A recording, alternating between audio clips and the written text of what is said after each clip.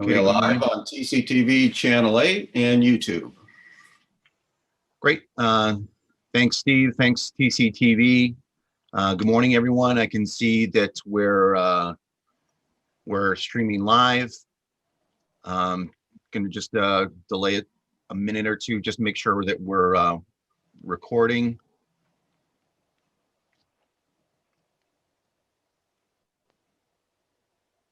And I do see our live stream on YouTube. And we are recording. Good morning, everyone. Time is now 8:30 in the morning. I'm Chairman Mike Curry, and I'd like to call this joint annual budget meeting to order on this 13th day of March 2021. Please rise and join me for the Pledge of Allegiance.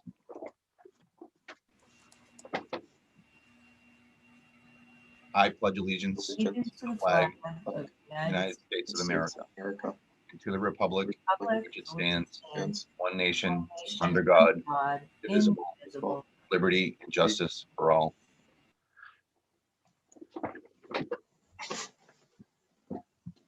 Okay, fantastic.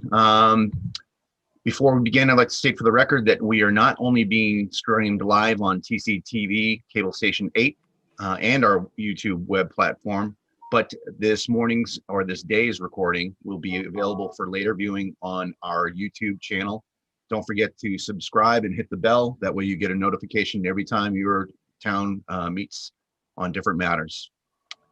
In a moment, I and the advisory committee chair will call both. This is a joint session today. We'll call both into to order. I just want to go around the room and acknowledge who we have with us today. We have Town Administrator Adam LaMontagne. We have Kelly Pomprion, Terry Griffiths, Bev Bartolomeo, Tom Smith, Bob Sozik, Jeff Bennett, Tim Toth, Holly Young, Tony DeJoy, Bob May, Will Spring. And as always, we have our TCTV team along with us. Should be a great day. Let's see.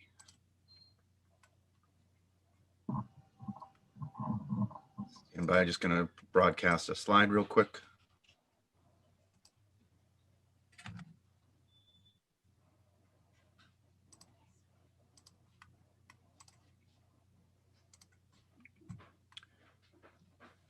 All right, we're here at our annual joint budget meeting. I've already called the select board to order. Tom, if you'd like to do the same for the advisory. Sure, I'd like to this time call the advisory committee budget workshop meeting of March 13th to order. Thank you very much. Appreciate that, Tom.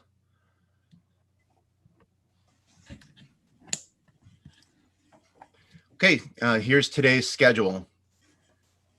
As soon as we do a couple of admin and opening remarks from the town administrator or our chief financial officer at 8:30, from 8:30 until approximately 9:30, we've got Bob Sozik briefing the Public Works Highway in buildings and grounds. You can see we've got Police EMD, Fire EMS, Development Services, and Sewer before we break for lunch at approximately noon. And then 30-minute lunch. We'll come back for administration and finance, community services, and the executive portion of the brief where the select board, IT, insurance and benefits, and capital are briefed. And approximately, I think we wrapped up earlier last year. Our wrap up is tentatively scheduled for about 3 o'clock in the afternoon. Okay, before I turn the floor over to Adam, I just want to talk through some of the products that we have here today. There were budget books issued, I believe, to the select board, and then there is the electronic budget book, which can be found. Holly, I think it's in 2 places, both for the 2021 annual town meeting area on the town website, which is templetonma.gov, but also in the town administrator budget area. You'll see the FY22 budget materials, and you can find the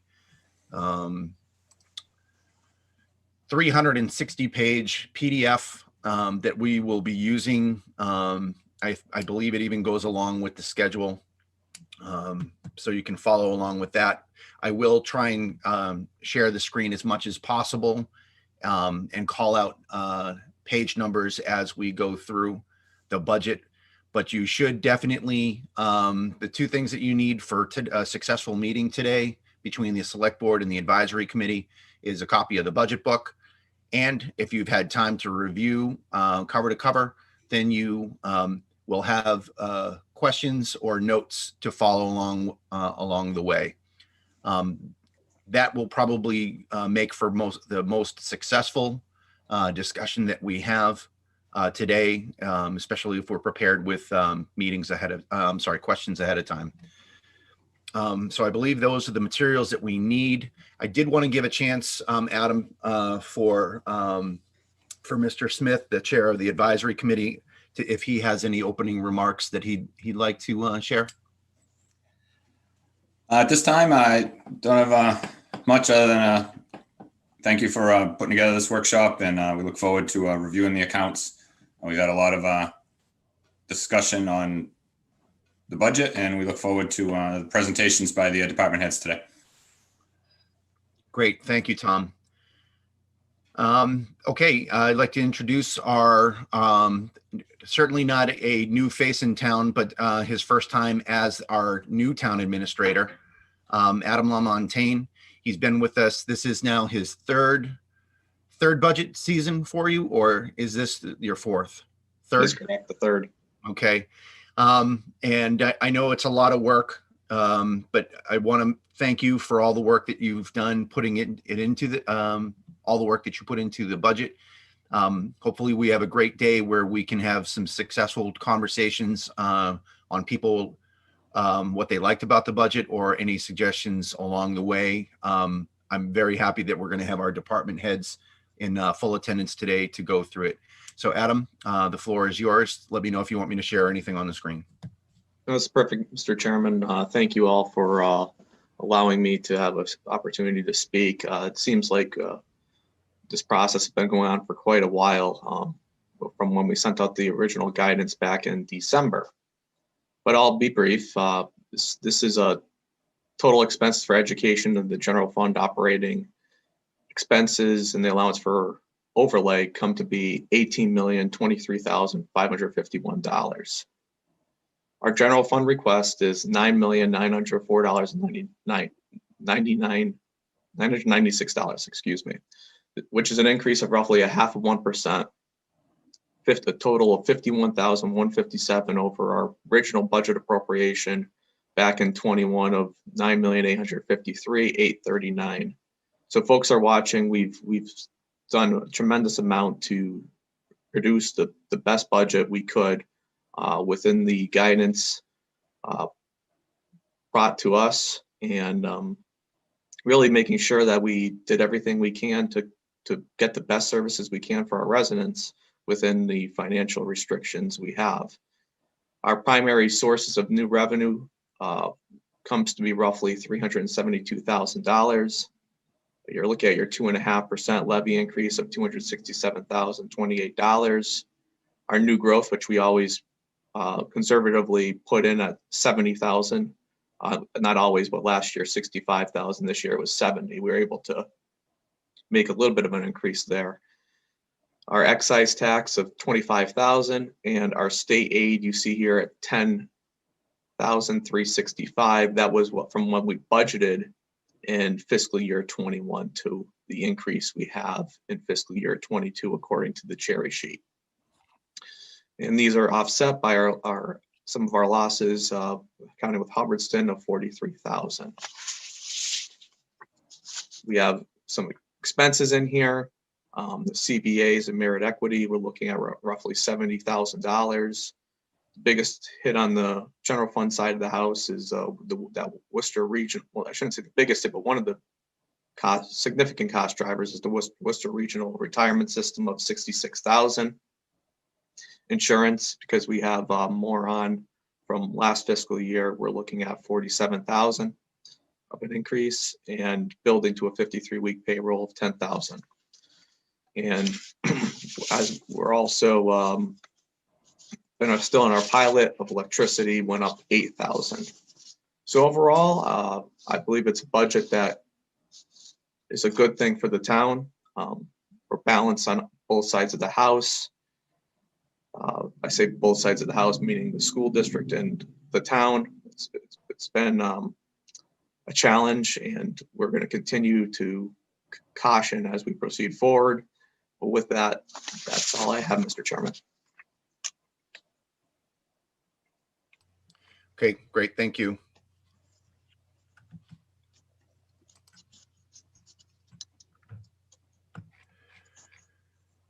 All right. Any questions for Adam before we jump into our schedule?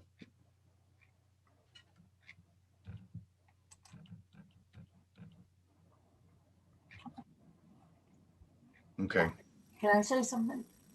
Adam, the electricity went from 24 to 32. What are we getting for a pilot from the light company? The pilot increased $8,000 from last fiscal year to this fiscal year. And what we also have is around roughly $70,000 that they give towards capital as well. You'll see into the Templeton Municipal Light Water Plant pilot program on the capital side of the house. Okay, thank you. And you'll see also there's a correspondence I had with Mr. Driscoll within the budget book as well with more information. Yeah. But it doesn't cover the capital. That's why I wanted to mention that. Okay, Okay. thank you, honey. You're welcome. Thanks for your question, Bev. All right. Mr. Sozik is with us today. He is first up, Public Works with the highway and building and grounds accounts. So the course of how this will work, the department head will brief their separate accounts, the 5100, the 5200, the 5400. Along the way, if you have a question, I know that we have people that are dialed in or not. I think they're dialed in. As best possible, if you could use the raise hand feature, especially if we have multiple questions, I can kind of track by the hands that I see go up. If there's a question, and I think most of the department heads will be on as well. That probably will work the best. But if you do have a question, if you need to, if you do need to break in, if you're only on the phone, just try and wait for a pause there. You can certainly wait to the end, but if you do have something along the way and you need to ask a question right then and there, Tom, I don't see a problem with doing with it going that way.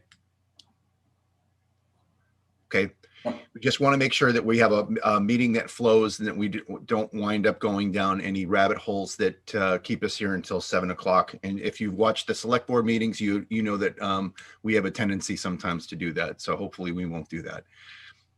Okay, Mr. Sozik, thank you for joining us this morning. If we could just call out the page number for the budget book. We would be starting with Public Works Highway on page 111 within the budget books, and on the tab Highway 451 on the electronic version, Mr. Chair. Okay. Thank you very much. I'm sure that that's very helpful. If you could help me along the way with that for those following along at home, and also for us as well, which one to jump to. Good morning, Bob.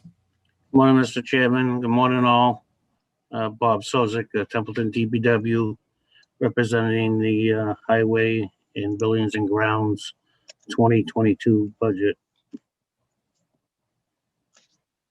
As we start, like Adam said, we're going to start with Highway, the 5100 account on the personnel on the highway side. If you look through, basically this is pretty much mostly union except for myself. So these step raises through the union are all included for the upcoming budget.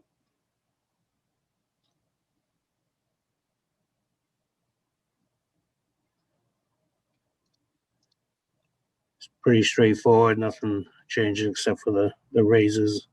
Other than that, it was presented as is.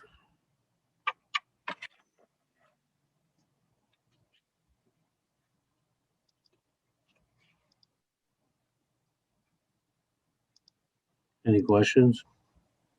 This is Tony DeJoy. Hey, Mike Curry, do you have the capability to show the spreadsheets online so people watching can see what we're talking about?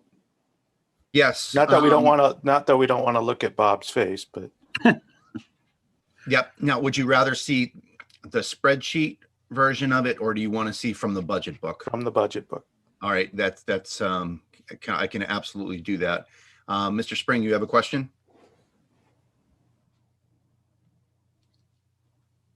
Yes, on this particular account, the last couple of years, there's been excess funds. Is there a particular reason why? And are we going to be, is that taken into account on this particular budget? Well, if I may, we weren't full staffed for a couple of years now. Now that we're full staffed, everything should start balancing out.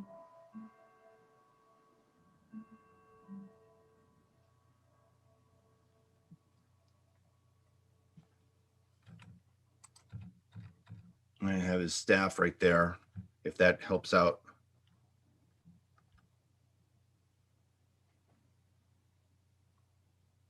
And he's got his full-time equivalents there. You can see his the way his staff is arranged, and that is on page 113 on the budget book.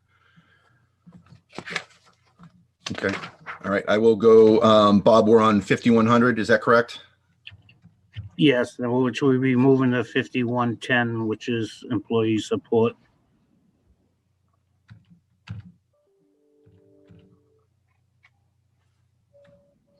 Okay.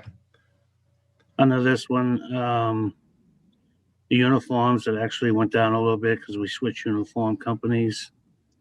The only other little adjustment was on the jackets and sweatshirts, which has gone up in actually the last couple of years. So we rounded that off to $1,000. Everything else pretty much stayed the same.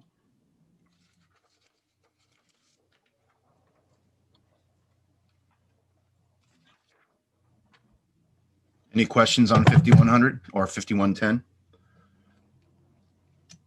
Just the same question. Is that the same reason, Bob, that this account has sometimes had extra money because you didn't have a full staff? Yeah, that's part of it, Will, and some of it was due to the COVID. Some of the meetings and seminars and stuff were held virtually versus in person. Mr. May, you have a question? Yes, Bob, I just want to know, under the uniforms, boots, glasses, and so forth, I read the little contract blurb you put in. You require those to be worn by the staff? Yes, summertime we provide cotton T-shirts for the summer.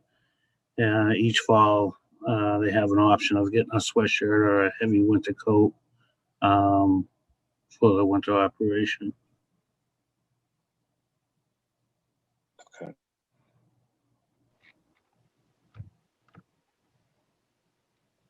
Yeah, Mike, this is Tony. I'm sorry. I can't find the raise my hand feature. I actually have a question for Adam. If you could go back down to the if I'm looking at that correctly, go down just a little bit. The total Bob requested 13,609, and then there was a lump sum disallowed, which I assume comes from the TA. Yet I don't see where it's taken out in any of the accounts. That's correct. That leaves the department head the ability to be able to figure out where to find those funds contained within their department budget. Okay. So any of your disallowed, so you're basically he's requesting 13,609 as put in the budget. You're saying, no, I think 13 is enough, or however you want to say it. And then it's up to Bob to figure out where to find that $600. Correct. That's That correct. come out of conferences or something like that. Okay. All right. Thanks. So, yeah, I think, so he has a total amount that he has to then figure out what he can do with, and you're allowing the department heads to peanut butter spread that across, either targeted or across. Thank you for that question, Tony. Yeah, that's a good question. Mr. May, you have a question? Not really a question. I just wanted to instruct Tony that if he's using the Zoom platform, down the bottom where it says more, if you click on that and there's a button that says reaction features under that, I just found it this morning. So there you go. Thank you, Mr. Thank May. you. I have now found it. Excellent. Okay, any more questions on 5110?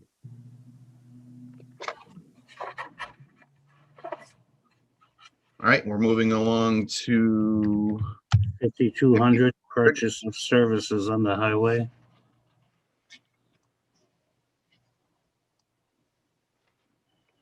The only thing on this, if you look through, we had to increase the inspection of the vehicle lift by $200, I believe it was.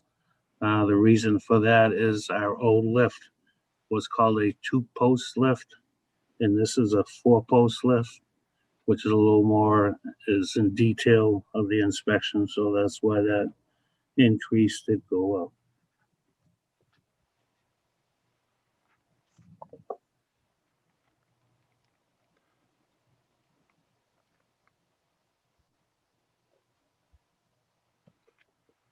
Okay, questions 5200?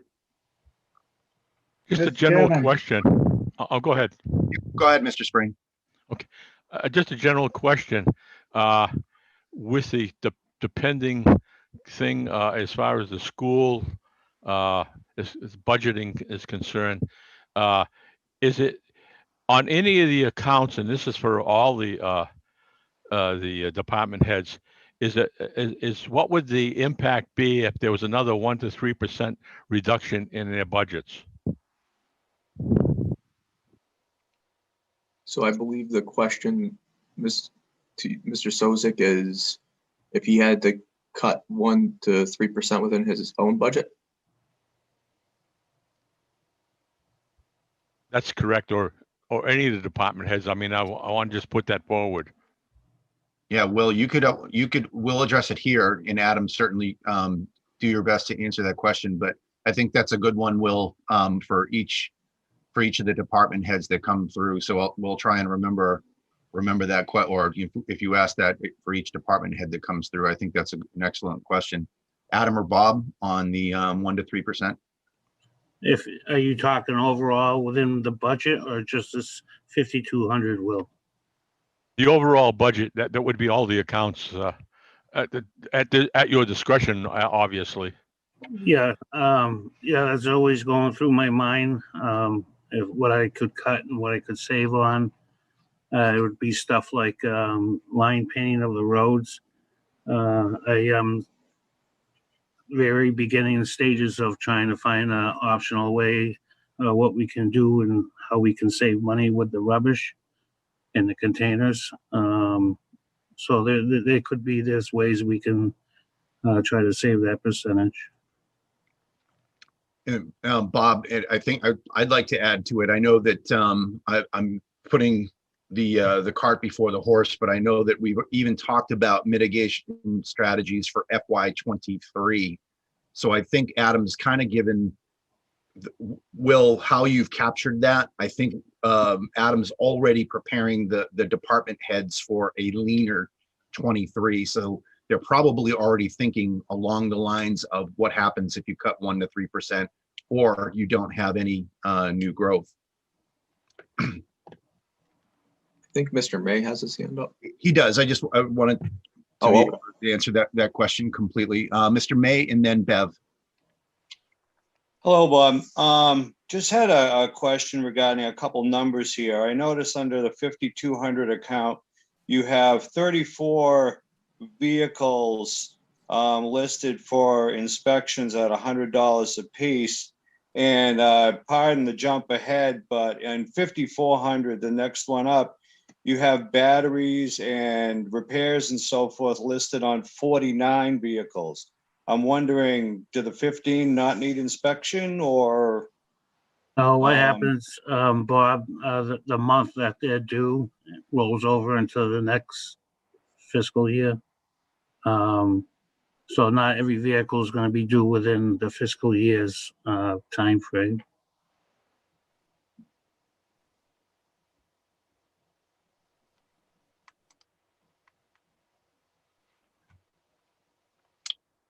Okay, thank you. Bev?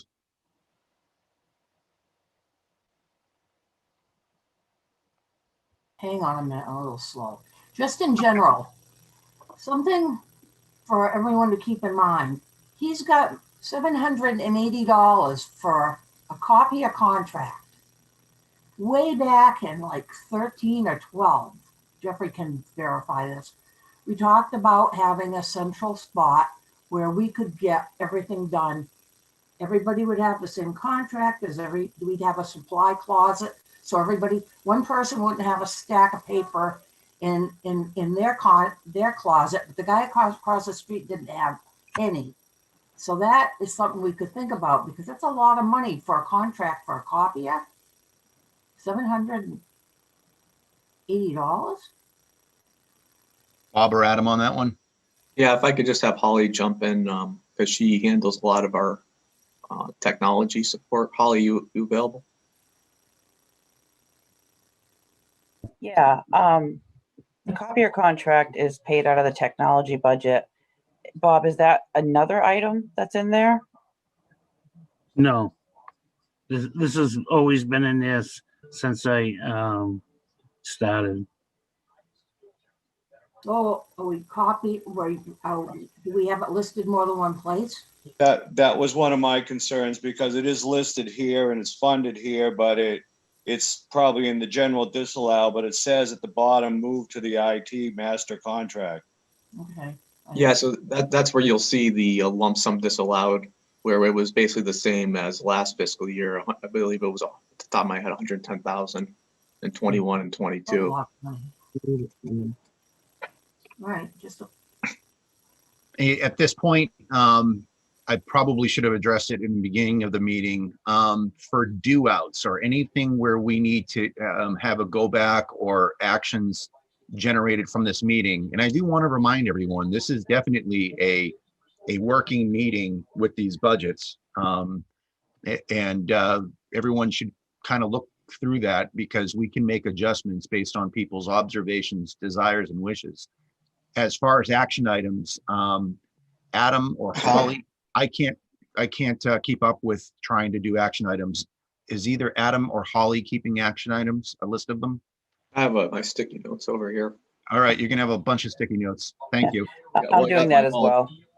Okay, I just want to make sure that we're capturing these things, but excellent discussion on that copy contract. Mr. May, you have your hand up.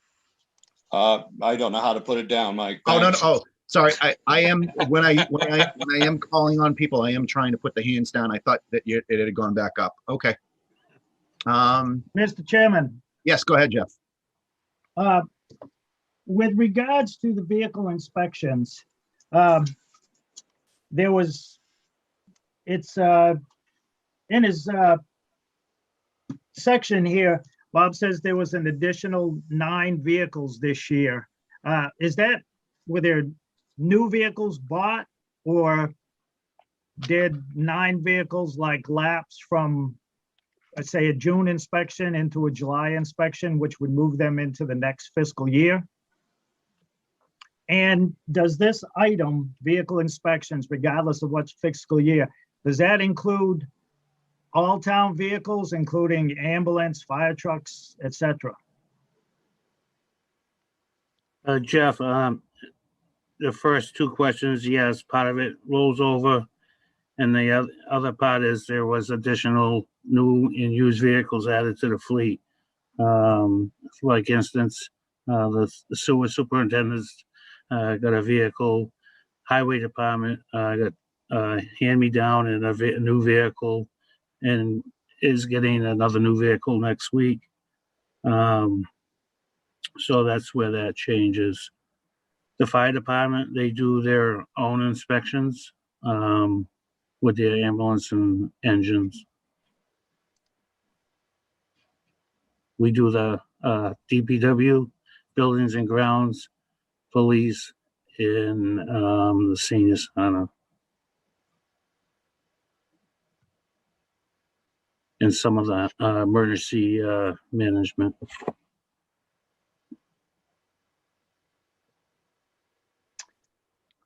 Jeff, Just your question. just the follow-up would be, now, when we're buying new vehicles, like if we buy a new 1-ton for the highway, are we dropping an old 1-ton off the list? Or are we buying new trucks and keeping the old ones at the same time?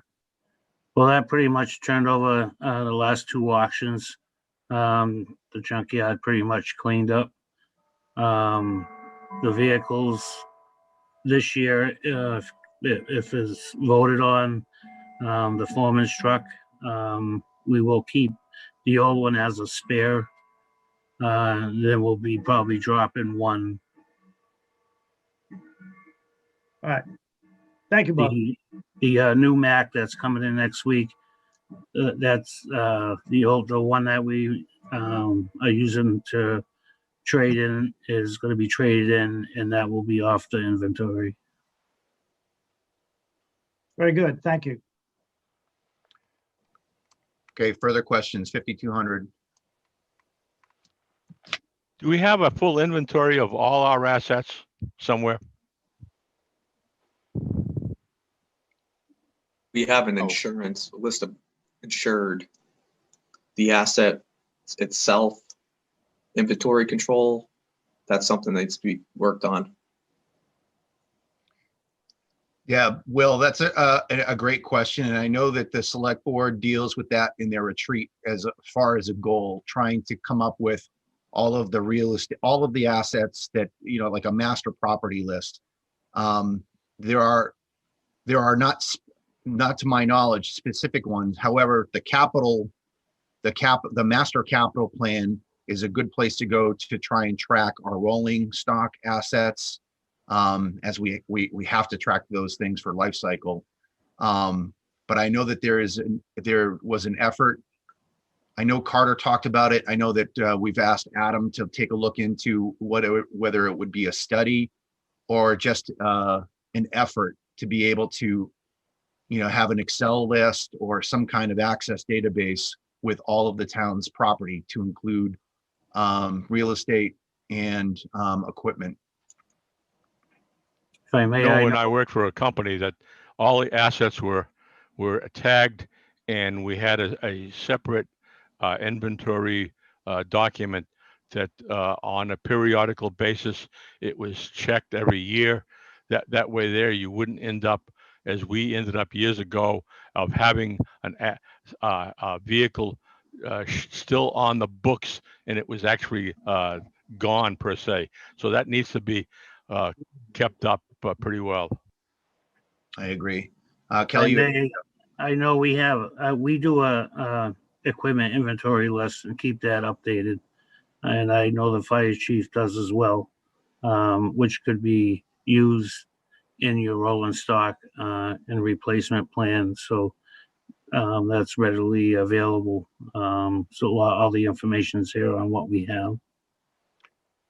thanks, Bob. Yeah, I know that we're trying to consolidate it as well. So we have that master list, and I know it comes up. I'm not sure if that's what Kelly is going to say when we have our Roselli audits. Kelly, you have your hand up? Yes, I just wanted to go over that. When I came to the town, the list that we have for products of property and things, on that list, it says building and a total. It says vehicle and a total. There's no descriptions, there's nothing on any of that list.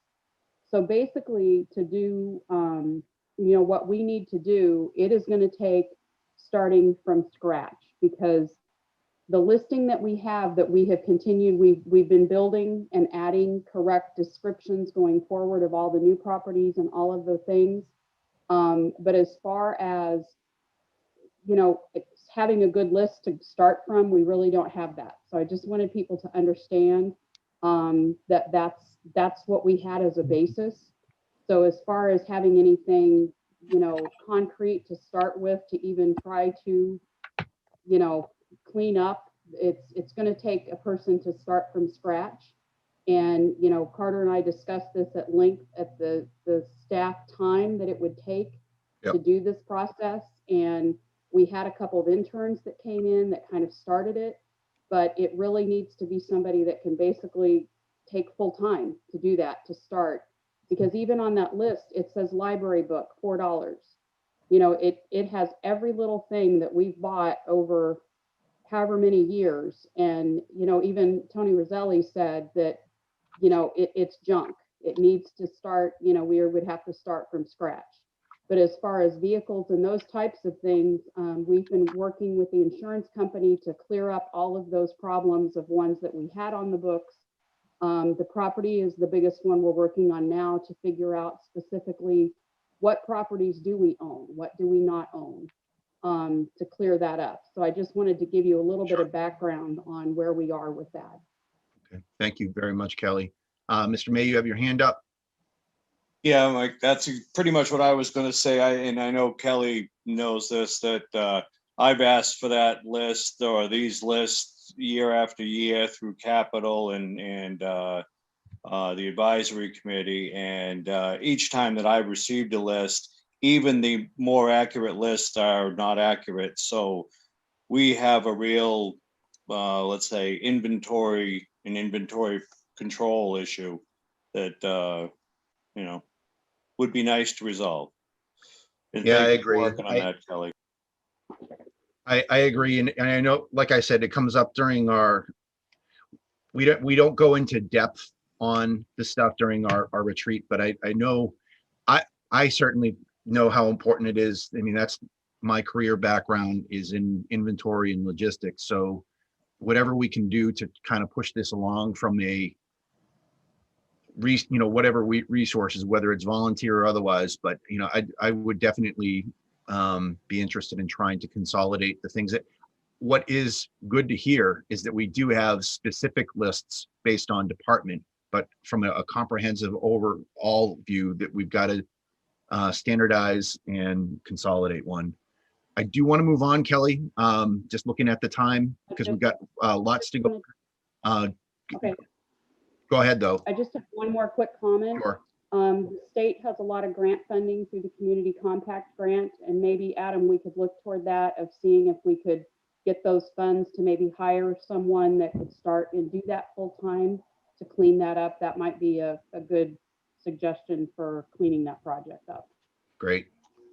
Mr. Chairman, that might be something that the intern that we have in the Selectman's office could possibly pull together. Sure.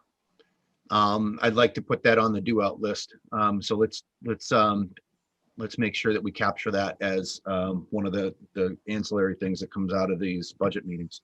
All right, 5,200. I think we can move on from there. And moving to highway, 5,400 account, the supplies. The only thing we really adjusted here was planning on 2 sets of tires per a cruiser. The last couple of years definitely showed that whether a tire gets cut or they're wearing them down, but the rest of the items stayed the same. Just a quick one on that. I mean, I do notice the tires for the police cruisers, and I took a quick look through the capital item. It seems that we're going about 16,000 miles a year on a cruiser, and they go through 2 sets of tires. Just seems a little bit excessive. Oh, it is. Yeah, it all depends how hard driving they are. If they get a sidewall cut, I would like to see 40, 50,000 per tire, but if they're sharp turning and the way they use the cruisers, I really have no control of that part. But I know the last couple of years, this definitely been affecting my tire budget for just the cruisers. Thank Bob, you. has this amount gone down since we've got newer vehicles as far as repair? On tires, Not just tires, on tires and in overall maintenance, repairs for vehicles. I would answer that yes and no, Will. The regular PM stuff, and that's gonna stay the same. With the newer vehicles, with all the technology and now, if we have to send it out for a reason to be diagnosed or repaired, it definitely takes care of any extra monies that we're not doing in-house when we send it out. Now I see gasoline. Are we looking at going green on some of our vehicles in the future overall? There is discussion. That's what it seems is going to be coming to on my side. I haven't. They are test driving in experiment rubbish truck now that's all electric, but I don't think you'll see something like that on our side unless it's the smaller vehicles. It'd be 3 to 5 years, but I know there is discussion from the Green Grant that you can get electric vehicles and stuff. Adam might know more on that. Yeah, if I could just jump in really quick, Bob. Basically, with the green communities, since we have that received that funding and we're going through the procurement right now for it, for the first disbursement, any vehicle we were to buy has to be better gas mileage than whatever it is replacing. So the answer to your question would be we would have to improve the gas mileage for any vehicle. You know, Well, the reason I asked that is that we're showing the same amount of gas, and that doesn't seem to reflect what you're saying.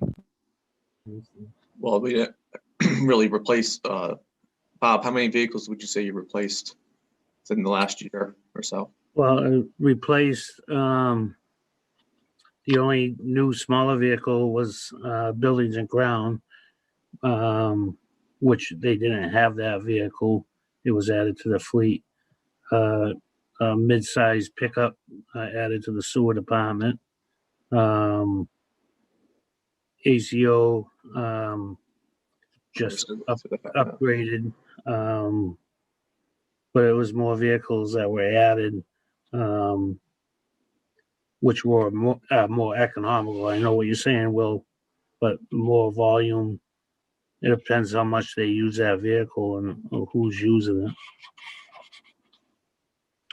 okay, Mr. DeJoy? Yes, going back to the tires, Bob, did you say you're getting about 20,000 miles on the tires, especially on the police? Yeah, give or take, it all depends. I mean, we had So like that kind of, three. okay, If they grab a curb, you can't repair a sidewall, so it's automatic okay. new tire. So No, I got that, but the tires you buy, do they come with any type of warranty as far as mileage? So are we able to look at that? Or have you looked at a better quality tire that might get us, that might only be a few dollars more per tire that would get better? Obviously the sidewall cuts is different, but on the cruiser tires, they are state price tires. So you do get a phenomenal price on the tire. You could probably upgrade to a better tire. And if you get more mileage and they're still cutting sidewalls or whatnot, it's going to cost you that much more to replace that same tire. okay. All right, thank you. Thanks, Tony. Mr. May? Yes, going back to the gas and the diesel, the one thing that I know, and I know been on Capitol and so forth, we've gone through updating a lot of vehicles and updating a lot of the fleet. But as Will Spring referenced here, our diesel use has stayed, or our diesel requests have stayed the same from 2017 forward, but our gasoline has actually increased about 10% in volume since 2017. Are you saying that that's based on an increase in vehicles, Bob? Yes, increase in vehicles. And we're using that $2 mark because you don't know what your price is going to be every year. Well, yeah, I'm just using the gallons, but not Right. the dollar figure. Yeah, the gallons, and there was an increase in gallons for vehicle use. Now there's possibly going to be a vehicle for the land use officer and the assessor. So yeah, there's been an increase in vehicles.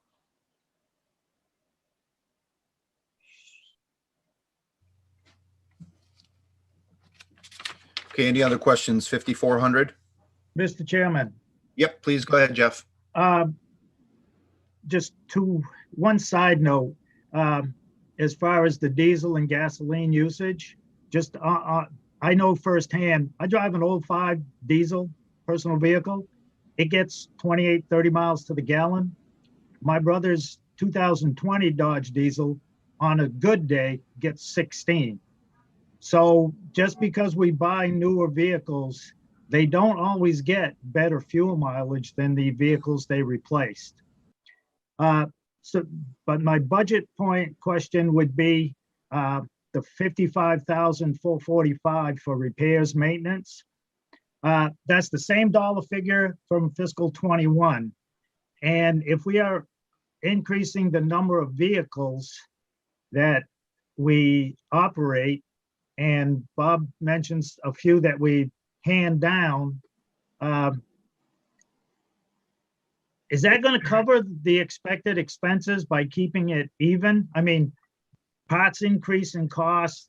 If you have to send something out, those labor rates and tech usage and stuff generally increase. So my concern is this budget dollar figure, is Bob comfortable that's going to get us through the year? Because it's the same as it was last year. Jeff, what we do, if I may, Jeff, the mechanic kind of goes through the fleet every year. If we get a newer piece, we're obviously predicting less headaches versus the pieces that we have. And he goes through them and overlooks and see if there's, like I put in for major repairs on a couple of trucks. So if something like that comes up, we try to pre-plan and adjust the budget accordingly. And he feels that remaining the same, we should be in good shape this year. All right, I'm just, like I said, my concern is we don't get ourselves in a bind where something breaks in the middle of the winter and you got to scramble to find the money. Right. That's Thank you. why. Yep. Okay. Any further questions on 5400? All right, let's move on to. Wait. Oh, go ahead, Bev. I couldn't find my unmute thing. Oh, that's okay. Unless Steve's got it on stuck. Anyway, the newer vehicles, the oil, you can go 15,000 miles between an oil change. My husband's a part-time mechanic / grower, so I know this stuff. So some of these, as we get newer vehicles, some of this gas and oil stuff should actually come down, because it's 15,000 miles, good amount of mileage, especially if you have a vehicle that really doesn't go that far. You know, you go around in a circle, you go from one precinct to the other. But that's just my take on that.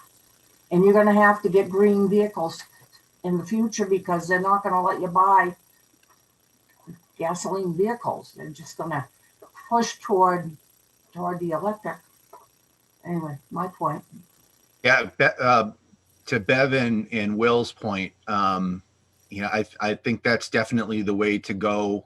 I know it squeezes the balloon to the other side, more electricity costs, but certainly that effort to not only put some electric vehicles in the fleet, but also put those electric charging stations at the garage, town hall, to really start, looking like the green communities are hoping that the green communities will look like.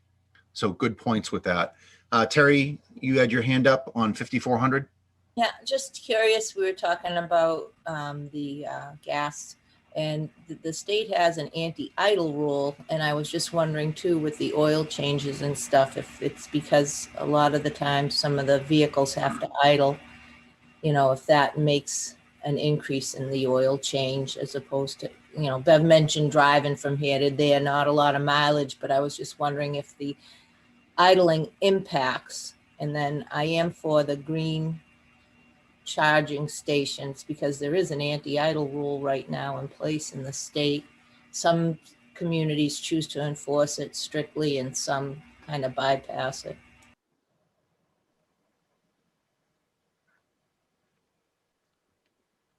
The end. Okay. Statement or question, did you need a rebuttal from Bob on that? Oh, just if idling vehicles affect oil. Yes, and we do minimal idling. Most of it is probably through the winter months. And the heavy equipment and stuff is usually based on engine hours versus the smaller vehicles go by mileage. So there is a difference in oil changes between the two. Thanks. Mr. May? Yeah, hi. This is just in follow-up to what Mr. Bennett was talking about regarding the repairs. And my concern would be double down on that simply because we've in 2020 and it's listed in 20 and 21 in both years. We had special articles for, I think, $15,000 for equipment repairs or vehicle repairs in highway. So I think I'd like to double down on that. Is this enough in repairs? Is a question. Okay. Kind of like, I know that Mr. Spring sometimes describes that the way the budget process did before, where, someone would say hold or otherwise, kind of in the same way. Let's bookmark this one. Let's bookmark repairs in the 5400 account, the repairs maintenance line, so we can revisit that. It'll allow us to go on to the 5600 account. Are there any other questions? So we'll put the note on that one to revisit that. Any other questions on 5400? Mike? Yep, go ahead, Bev. Well, I can't see the whole thing because we're in covering part of it up. But the office supplies, copier paper, ink pens, and clipboards, that little department with one girl in it, that's a lot of money. I'm telling you, we need to redo. We need a centralized office, or we used to use a closet at Simplex and you sign stuff in and out. I bet you when you take everybody's line items for copy paper, ink pens, and all that other stuff, it would save us a ton of money if we would centralize that. We talked about doing it in 2014. So I think that should go on the top of the list. Yeah, what I was going to say, Bev, let's add it as an action item. And what I would ask Adam, as we go along, let's keep a running tally of office supplies for, or Bev, if you want to help with that, because we will be talking during everyone's brief about office supplies, so we can kind of take a look at the impact. I know this one does come up every year. It's like low-hanging fruit for asking questions about supplies and where we can shave off whatever amount of money, but I think it's definitely worth a go back. So we'll take that as an action item. Thanks, Bev. All right, I'm going to move on. We're kind of running low on time with Mr. Sozik, and we still have building and grounds to go through. I did let Chief Bennett know that we're running a little bit behind. Okay, 5600. That's intergovernmental. We are on page 121 for those following along. Yes, Mr. Chairman, we did cut back on this a little bit. Looking over the usage of the detail officer, so we brought it down to 4,048. Okay, questions, 5600? Go ahead, Terry. Just a suggestion. The CERT team has been trained to direct traffic. I don't know, and sometimes there are non-working members of the CERT team that might be available for simple road details, if that would shave off any of that money. Not that I want to take away from the police I think department. it's law. Yeah, Terry, I think it's law, and I think it may even tie into the union contract. I'm not 100% certain, but I think that's the reason why it is the way. We know in Massachusetts we don't use flagmen. We use police details, and I think that's kind of like a hard truth. Thank you. Yep. Can I make a comment on that, Mike? This is Rich. Okay. Yep. Mr. Curtis, didn't see that you were on. Go ahead. The CERT team is not there to take the place of any town department. We're there in case they can't get to it. If they can't handle it, then we step in an emergency, but we're not there to take away the pay of any department. We shouldn't be used as non-pay for such things. Yep, Thanks, I Rich. agree. Okay, moving on to 5700. If Highway 5700, the expense account, as you can see, we moved the Cruiser 1-ton lease over to this. This is actually for the 6-wheeler Mack, the first one they bought just when I arrived. And Adam can speak more on this if needed.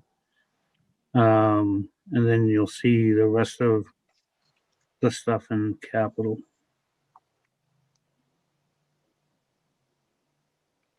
Okay, any questions, 5700?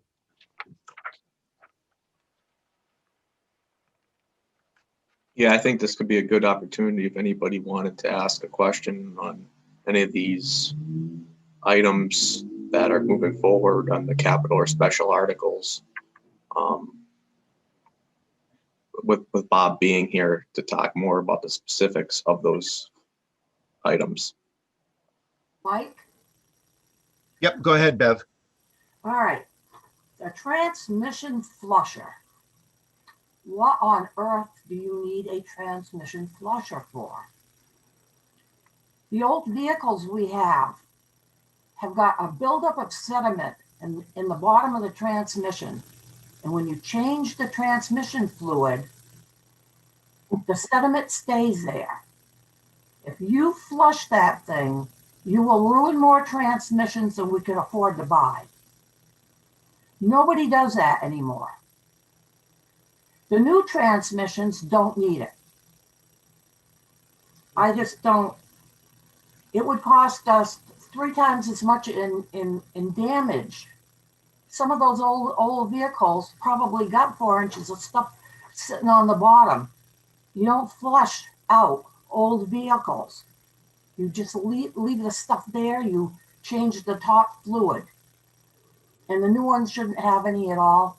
I just question that. I don't know what on earth anyone would even think about that for. And that's my point. Okay. Bob? All right, Bob. Either Bob Sozik on rebuttal or Bob May for the next question. The transmission flusher, yes, they do recommend you flush the newer style transmissions because there's no other way to replace the fluids because they're all sealed tight. The oil does break down just like motor oil. Any oil is going to break down and lose its effect on its usage. You You can't drain the transmission fluid on a new vehicle? No, Huh, Sealed. all right. Okay, Mr. May? Yeah, I just wanted to say one more time that I'd like to see the MS4 storm water management out of capital and onto Bob's budget. Do we have a chance of that happening in the future? I believe because if you see Mr. May, the last year of that 1-ton lease, I think that's something that we can put on the operating one for fiscal year 23. Thank you very much, sir. Let's take that as a, as an action item or a due out. Great. Any other questions on 5700 before we move into, Bob, you have 1 minute to brief all of your buildings and grounds, okay? Go. Any other questions, 5700, or we're gonna go ahead and move into buildings and grounds? buildings and grounds, personal 5100 account, same as the highway side, but non-union. All the rates and the projected minimum wage rates are there. Raises will occur later in the fiscal year.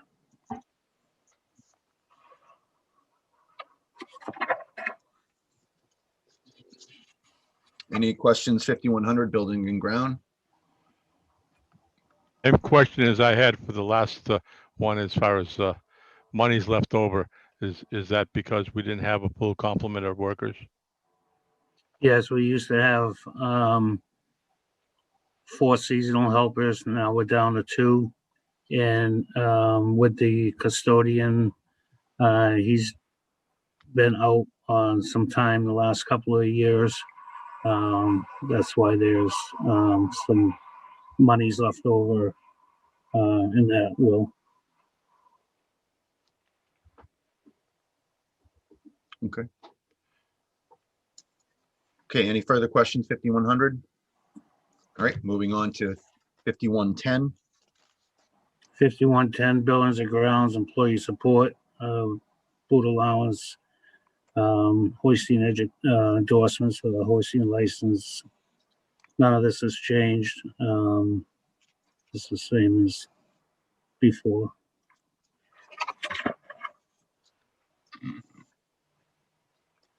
Any questions, 5110? All right, moving on to 5200. Lot to go through here. Or we can take it by question or otherwise. Yeah, if you want to take a minute and glance through it, there's building per building. The only thing I can tell you that the solid waste, which is the rubbish and recycling, that did increase, and we made that adjustment. The increase was the contractual rate for who provides that? Yes, Okay. which is a 3-year contract. Okay. All right, questions? Wait. Oh, yeah, I wasn't gonna go past it. Bev, go ahead. I have a hard time finding all my. No, that's quite all right. Solid waste, where the hell did I see it? Solid waste with Gilman Waite. That is what, does that take care of just the garage, the cemetery garage, and go Gilman Waite? Gilman Waite's only open a few months of the year. That's Barbara, we don't, Barbara, all we have is rubbish barrels at Gilman and Waite. The building and grounds crew takes those rubbish barrels and puts them into their dumpsters down at the cemetery garage. That's still a huge amount of money. Unbelievable. And plus, we also take some recycling from the senior center, so it does fill up quickly. Sorry about that. Just trying to mark it up. Would it make sense for us to get, do we have one big contract for the whole town? Is this solid waste just their section of it? Yeah. Should it be like a blanket? Is it a blanket contract? Well, Bob works on all those, and we're as you heard, he's doing everything he can to cut down on costs with his crews by taking care of the solid waste in other areas.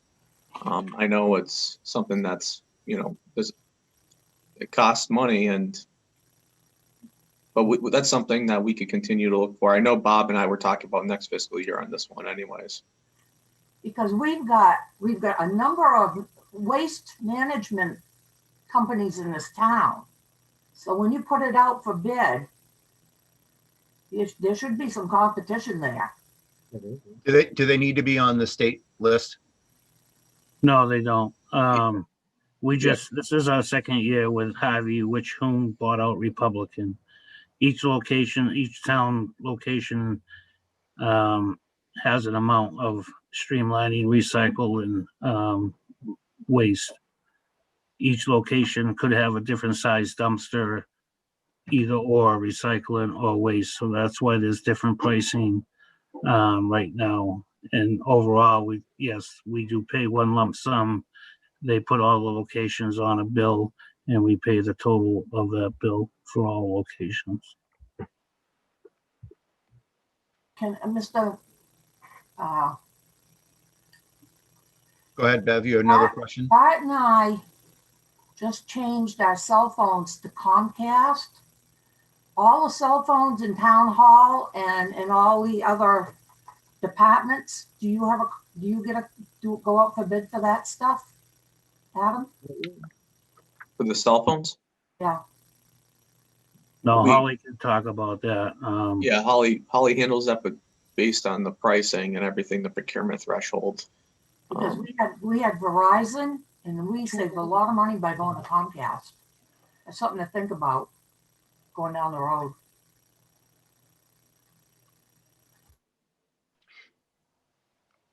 Adam, if you can add that in there, as far as something to circle back with about cell phones as well, add that to your due outs list. Any other questions, 5200? Mr. Chairman, Yes, please go ahead, Jeff. this would actually be a question directed to Adam, I believe. Bob has a notation under the building grounds that the water department informed the town that there will be a 10% increase across the board from last year's water cost. Electricity will increase from 24,000 to 32,000 for town buildings. So to Adam, do we bill for the light and water for indirect costs for the town processing their debt, insurance benefits, W-2 forms, payroll, et cetera, as we do the sewer? I mean, even though, we don't collect their bills in town hall, but we provide these services. And are we doing that now? As of now, no. Put that on the action item list, I would suggest. Thank you. Okay, thank you, Jeff. Further questions, 5200? All right, let's move on to 5400. Buildings and grounds, 5400 supplies. You look through, there's nothing really that changed on this. Once again, the propane that goes out to bid, state bid with the lowest provider, as well as the oil and heat, which I can't wait till next year. Bob, if you could talk briefly, do you do any kind of cost share, or those, the memorial flag holders, veterans and flag holders and soldier sailors flags holders? Why is this on your budget, or does this get shared with veteran services? This buildings and grounds were also responsible for the cemeteries as well. Okay. In the memorials at some of the precincts. I did take off American flags. The Veterans Office did take care of that. Yep, understood. Okay, further questions, 5400? Okay, let's move on to 5600 intergovernmental. Buildings and grounds, 5600 intergovernmental.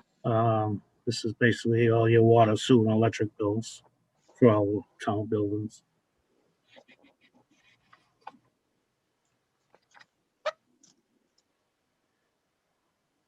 Next year, I will say on FY23, you will see an amount in the electric column. And there should be a supplementary page behind that. Scroll down, yeah, right there. Bob and I were working on that.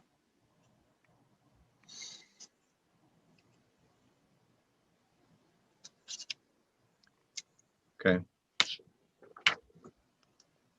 All right, so that was what Jeff was talking about, 5600 supplemental. Questions, 5600? All right, seeing none, moving on to 5700. Buildings and grounds, 5700 expense budget. This is pretty much, some of the stuff is, a lot of the stuff is on capital, and we do have plans to do some ADA improvements at the town hall, ADA improvements at Templeton Center Fire. This includes parking signage. And I think at this point, Adam, if you want to put your disclaimer up out there on the difference between capital and special. Well, right, what you have is you have your capital items, which should go through the process and meet the bylaw criteria. And then those that don't meet that would go, and I would have authority to put those on as special articles. Okay. Thank you. Yes. Just one note, Bob. When we were making the school into town hall, we ended up having for the cupola, there was a section of it in the cellar that it was talked about taking that and giving it to Monty Tech to take and make the sections for the cupola in a pressure treated and have them stained. So the only thing that we would end up probably having to do is take the old ones down and put the new ones up, plus any other work that had to be done. And it would be a big cost savings rather than $80,000.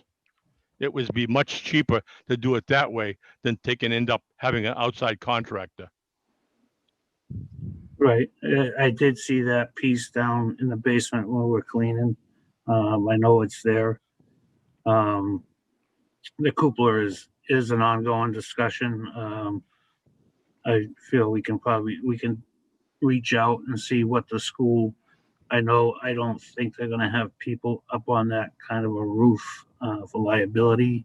So there's still gonna be some costs, no matter what way you go. But yeah, any volunteer or a school, trade school, if they can do something for us, that would be great.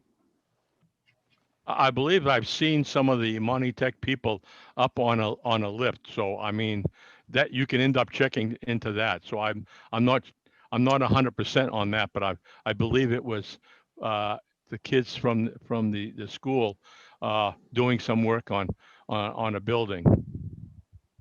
Yeah, I definitely would want to look into that, Will, because to run a telescoping lift, you're supposed to have either a hoisting license for temporary hoisting license or a wholly 1B. In the liability, somebody got hurt. I wouldn't sleep that night knowing that I was a part of that involvement. Good grief. Hey, Will, do you want us to take that as a note or action item? Yes, please, because I believe that would be part of their education, is to end up doing something like that, to take and end up teaching their students something like that. Okay. Mr. We will Curry, do that. they could build it on the ground You don't build it on the roof. You build it on the ground, then you put it on the roof. You can hire someone to put it on the roof. What I want to ask about the senior center roof. How can we need a roof? We have put more roofs on buildings in this town than I care to think about. Where is the building inspector? Why the hell are we putting a roof on the senior center? We just built the damn thing. That's a lot of money. Bob, I think you're on mute. Oh, No. Bev's good. I No, think. no. You were fine, Bev. Bob was mute. probably a good thing, you know? Really and truly, this is nuts. We just put the senior center together. Now we want another roof. We have put roofs on the high school, Narragansett. So many times I care to think about it. It's disheartening. We shouldn't be needing a roof. If the building inspector looked at it and it was good, it should be here long after I'm gone. The problem we have, though, is the longer we wait, the more expensive it will get. The architect just alerted me of the issues with that roof. And do we save the building and get the roof done? Or do we keep letting it continue to have other issues? Will the building hold the roof up? I mean, it's functional for now, but it's going to get to a point where underneath the surface, Bob could speak more to the issues he's already been facing down there, and he's come up with other solutions that he's already brought to my attention. I did hear Cindy Shea say in the Council on Aging meeting the other day that there is a leak, or she did talk through leaks. Yeah, the senior center, I apologize, but a lot of that was mostly done before my arrival. And when I arrived, the siding was already all planned out. I start from the roof and work down. I don't care what the building looks like, but if you don't have a good roof, why do the rest? That roof, there's questions out there and people asking that when those 6 sections came to Templeton, that's the original roofing that was on those sections. The seams are what is new. So all the seams in the cricket for that overhang is new. Facing the building to the left side, a couple of years ago, when we were doing some work for the siding, they pulled back some of the rubber roofing, and we have pictures of it all rotted out in disarray. Yes, it is leaking from time to time, especially with the ice that we had. I don't think you'll see it leak as more. Bob, can I get in? Sure. Bev, Kathy King sent us a request for information, and Bob did provide her with some data.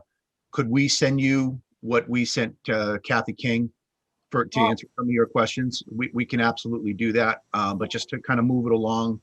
Okay, but I want to make a point. You know why we're having trouble with the roof? And why we had trouble with the police station roof? Because we tried to do projects on the cheap, and it comes back to bite us every time. We should have built a new building instead of using 2 crummy, rotten old trailers that had been sitting out in the weather for God only knows how long. That's basically what we do wrong time after time. And if you got younger people learn anything, please remember that, because it will save the town a lot of money going down the road. Just my 2 cents worth. All right. Thanks, Bev. Thank you, Bev. All right, let's move on to, I don't want to completely jump over the time slot for police and EMD. Bob, let's talk snow and ice 5100. Snow and ice, 5100. Pretty much straightforward. What's in front of you? The workforce overtime and a temporary plow driver. That's included in our annual snow and ice budget every year. Okay. Questions 5100? All right. Moving on to snow and ice 5200. Snow and Ice 5200, this is machining and fabrication of metals, whether we have rotted out items that we have fabricated and the sander bodies needed to be repaired or welded or fabricated. And this is our subcontracted plow operators that assist us in the bigger storms. Okay, questions on 5200? Do we allow contractors or employees to take and end up washing their vehicles?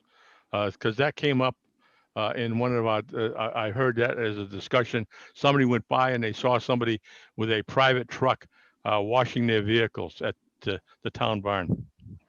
Subcontractors, no, we don't allow them to wash their vehicles at the highway barn. It wasn't a subcontractor, it was an employee which has been spoken to and the problem's been addressed. Okay. Thanks. Further questions, 5200? All right, let's move on to 5400, almost done. The Snow and Ice 5400, this is where the treated salt, snowplow blades, and repairs of the sanders and hydraulic lines, chains, hydraulic motors, etc. comes out of. Thanks, Bob. Questions 5400? Mr. Chairman, Yep, go ahead, Jeff. I just have a question for Bob. Seeing how there's a whole dollar increase in the overall snow and ice budget, are you going to be sitting fat and happy next winter with that dollar, or you might need an extra $50? I might have to come to you for another $50, Jeff. And I'm just putting the snow and ice account history again for those following along. That is page 134. All right, and we are at the end of Mr. Sozik's brief. Any questions on 5400 or history before we move on to police? Mike, Yeah, go ahead, Bev. how much have we saved anything by going to salt? You saved thousands of dollars. You think so, huh? Okay. I know so. Saved my back too. I have one question, if I might. Yep, please go ahead. Mr. Sozik. Yes, sir.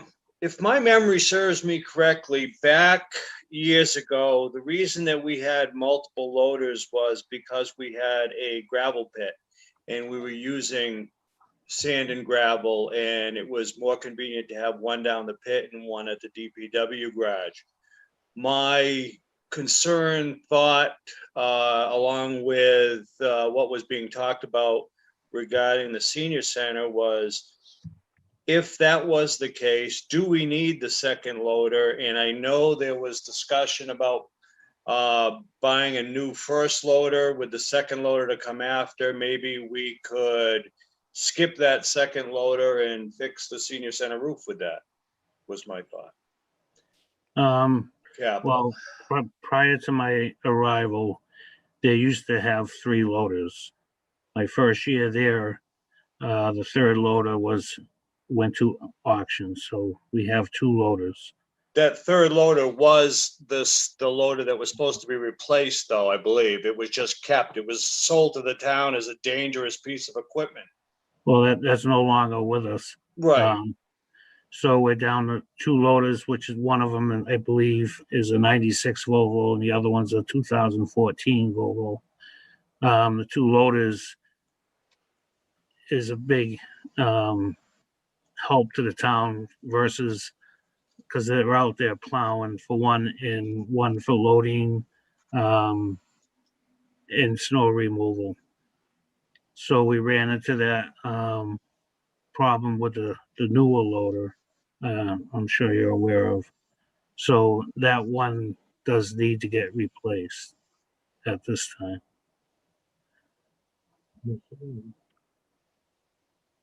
Okay, any more closing comments for DPW, Buildings and Grounds? Mr. Sozik, thank you very much for joining us today. We're about 25 minutes behind schedule. Just a quick pause. How are we doing, team? I know I want to make sure that everyone has their opportunity to ask questions. Do you feel we're going too slow? Do you feel as though you're being rushed? Just want a little bit of feedback on how that first department went. Well, here's my feedback is to take a look at a size of budget that we have and the allotted time slots that we have for one day. It, to me, is not adequate. Okay. I would concur with that wholeheartedly. I would have already liked more time, or more feeling like I had more time anyway, not feeling rushed. Okay. All right, Adam, I think those are extremely valuable pieces of feedback for not only this budget process, but for future budget processes. I think the only rebut that I would have to that is, this should definitely not, and I'm not saying that it is, but it should definitely not be the first time that this group sees the budget presentations. So coming into it prepared with questions, and it seems as though many of you are prepared for that, is a little bit of what can reduce down the amount of time that we have for it. But I thank you very much for that feedback. Bob, thank you very much. We're going to now roll into. Mr. Chairman. Yep, go ahead. One quick comment, and I will be very brief. As a liaison to the schools, the discussion on the Monty Tech folks coming out to help, wonderful idea. Right now, due to the pandemic, all that is on a hold. And until we can come out of the other side, I'm not sure how quickly we can get those tradesmen in training to come out. Regarding their lift, the teachers are certified, hold the appropriate licenses, and I do believe that falls under the school's umbrella liability insurance policy. Thanks.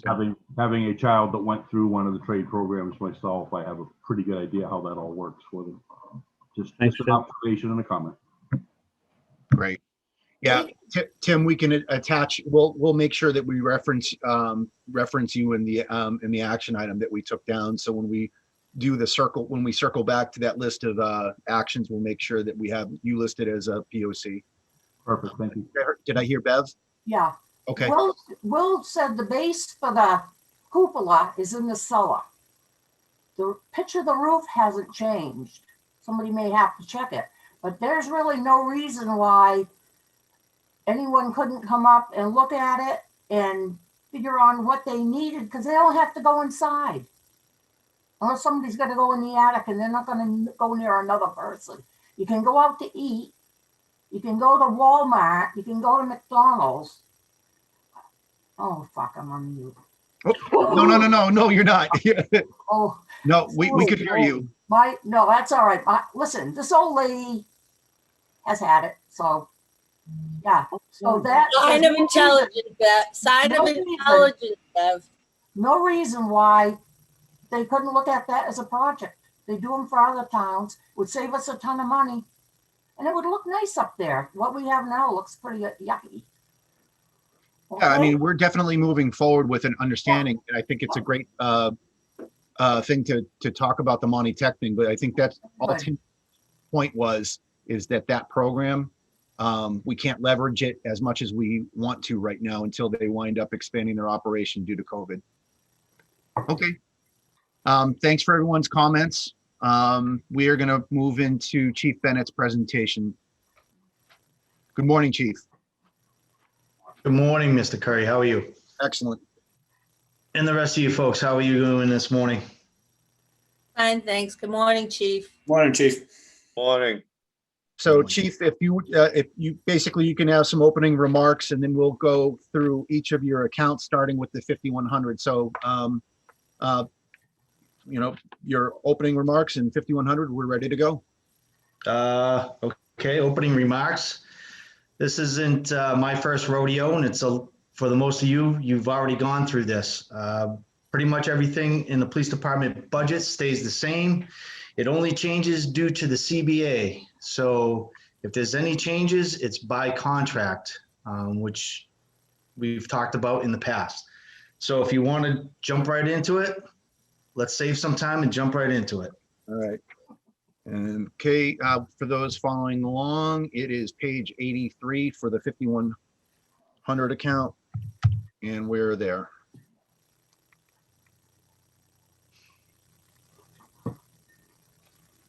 Okay, under 5100, I will just point out that there is a difference of $42,000 from last year to this year. And as I stated before, there's nothing new to the account other than CBA increases.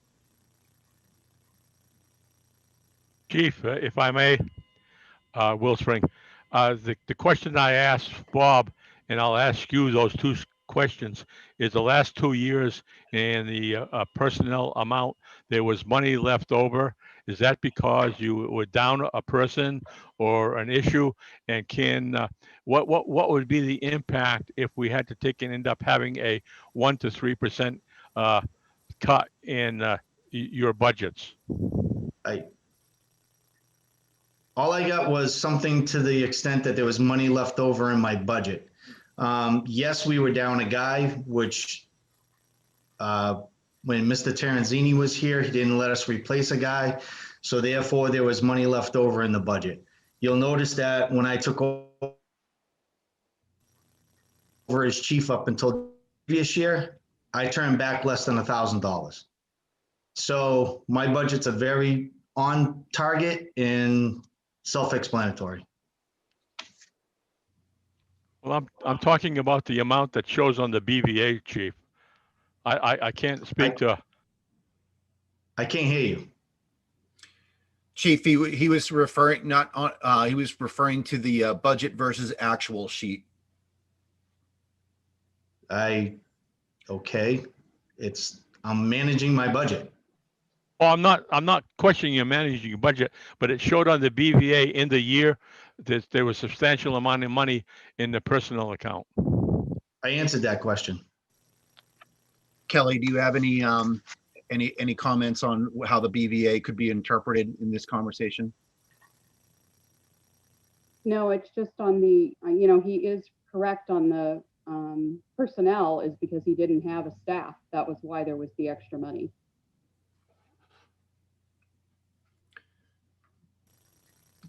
Will, does that answer your question? Well, I'm just wondering if the chief has adjusted that for no increase to that personnel, and if that would be we would see this in this budget here. Yes, we have replaced that officer, and I anticipate that you're going to see how we ran the department in the past. You'll see that come back to fruition this year and the years going forward. Okay, my second question was, what would be the impact for the 1 to 3% decrease or request to take and end up having your budgets decreased by that much? I can't tell you until I go through my budget. I'll manage it the best I can, and then I'll see what happens.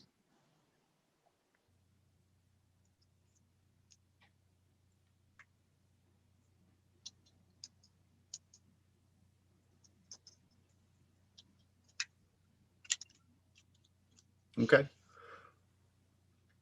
Further questions, 5100? Yes, Mr. Chairman, and this would be a question I would direct to the town administrator. In fiscal 21, there was, and maybe you can answer it, maybe you can't because I think it's two different people. But in fiscal 21, the lump sum disallowed on the police 5100 was $28,600. And this year it's down to 22. Is there revenue? Is there a CBA issue for that? Or did it just work out? That was the number where I could keep all the highway, police, the bigger departments at that 3.3%. So that's the number I used, the 22,118, to also fulfill the increases, because remember, this is the last fiscal year in the collective bargaining agreement that we have as well. So I had to make it balance the best way I could with the chief's budget. So that was the number that we finalized. For No, fiscal. I'm just noting that the lump sum disallow was reduced, which I'm just curious for the reason, but I'm also glad to see that, because if we're going to present a truly balanced budget, the lump sum disallows, they need to go away and be reduced as efficient and quickly as we can, because people want services, but I mean, and we say we have the money, but these lump sum disallow, and I know it's a chess game of giving everybody what they want or what we need. But I just wanted to notate that the lump sum disallow for this department section dropped by $6,000, which I think is a good thing. But I was just curious as the reasoning that was allowed to happen. Thank you. Yeah, great point, Jeff. And from a structural perspective, Adam goes into this without any disallows and then walks it back from there, which I think is whether he's approaching it the same way that you're talking about it, or he's just trying to figure out how to make everything work, and then walks it back from what the department head needs. But I would agree with you.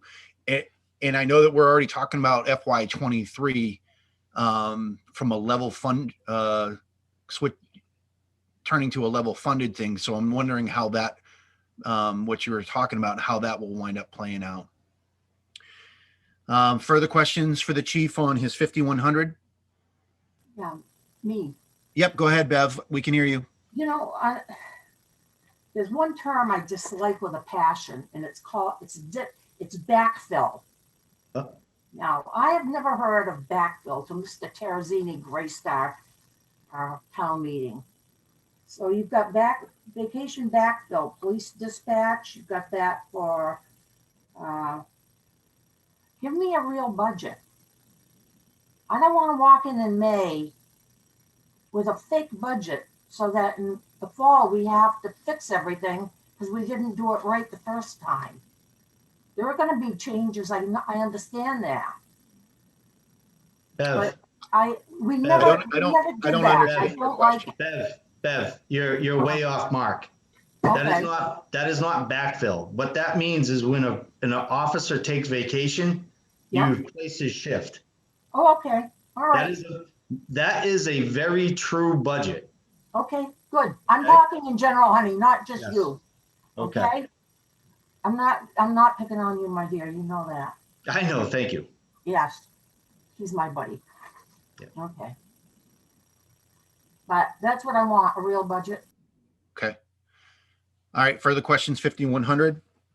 All right, great. Let's move on to 5110. Okay, 5110. I will just point out there's a $600 increase from last year to this year. And pretty much the same thing.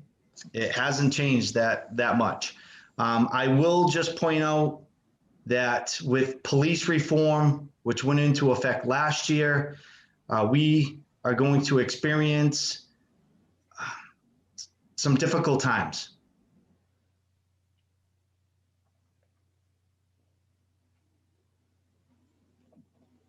I think he froze. Not budget any money in the new law. I can't tell you where it's going to go, but it is not going to be pretty. Excuse me, Bob, Mike, Mr. Yep. Chief Bennett, could you repeat? You froze. Could you repeat? Yeah, we missed about maybe five or 6 seconds from when you said, hey, the law is changing. I apologize. It's okay. With police reform that went into effect, the state did not budget any training into police reform. It is not going to be pretty to institute police reform. And we're going to be mandated by law to make these changes. An unfunded mandate. I got it. Yeah, we will do the best we can, as we always do. and we'll work through it. We're hoping that going forward, we can work with the state and get some funding for these changes that they want to put into effect. But quite frankly, it was a law that they rushed through without thinking it through. And now the cities and towns are going to have to pay the price for it. Okay, Bev, you have your hand up? Mike, maybe, hopefully, the government will kick in some money to help with that, because their unfunded mandates hurt us, so we'll have to get on Gobi and all of our state reps and tell them, you gotta come across with some money. You know, that's the bottom line. That's exactly what the Mass Chiefs are trying to do right now. Yep, and then we'll have to work with you, that's all there is to it. Adam, if for your list, your running list as a watch item, and I would probably characterize it as that, can we put the chief's concern about training and the reform bill just as a watch item? Great, thank you. Further questions on 5110? Mike? Yep, Yes. Go ahead, Bev. We get cell phones again. Yes. I'm telling you, I think that we really need to look at that big time. Is everybody on Verizon in town? No. So Bev, I will tell you that we actually, Mr. Bennett talked about this 1 year before, where I actually reduced that price quite significantly. We do shop for pricing every single year. We actually looked at T-Mobile this year. They came out with a government plan. We actually have a municipal first responder government plan through Verizon. Okay. You can't beat it anywhere else. Well, what we were kind of talking about was the whole town. We've got so many fragmented different plans. And if we could consolidate so that it made more sense, that's the only thing I'm looking at. Yes, absolutely. I don't believe, though, that some of the other town departments qualify for the discount that we get. Something to look at, something to think about, at least be aware of. Okay, But thank you. one thing we also had to look at just quick is when we looked at T-Mobile, that was less, the coverage wasn't as well. So Yeah, we you also have to take that into account. Gotta be careful of that. That's Yes. a big issue. Okay, Yes. thank you, Mike. Yep, Adam, I'm sorry, Holly, you had something to add? I just wanted to mention on the cell phones, a couple of years back, Chief Bennett had gotten us his contact through Verizon. We have the lowest price that we can get, and I believe it's about the same that they have. And so all the police and emergency management have theirs on one bill, and they have that low price. And I have the bill for the rest of the town cell phones that are on ours at a low price. So it's not really segmented, and it's pretty much the best price we can get. Thank you, Holly. All right, 5110. All right, great. Let's move on, Chief, to your 5200. Okay, again, it doesn't change from year to year. There is one thing, we have $1,000 difference from last year to this year. And if we have any questions, I'll answer them. Okay, I don't see any hands up. Questions, 5200?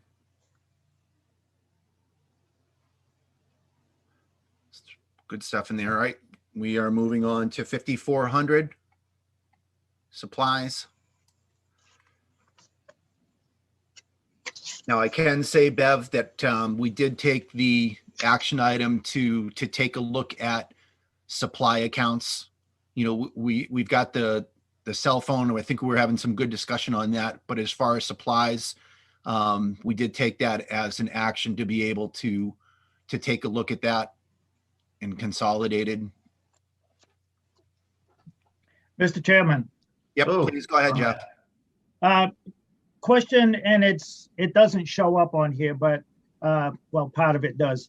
The ammunition and the taser cartridges, the ammunition part, and Chief's been on the force for quite a number of years. When was the last time that the the town upgraded their service revolvers for the police, and how is that funded? I was trying to find, look through old records to see if I could find the last time that was done, and I didn't have any luck.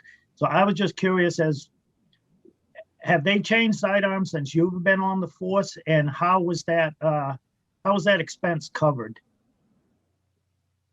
Okay, so since I've been on the force? Yes. Okay, so let's see. I know that's back a ways, but Yeah, over 26 years when I started, we carried a Glock 9mm. After the Glock, we switched to the Smith & Wesson 40. That was under Chief Whitaker. And then when I took over, we switched to the Smith & Wesson 45. So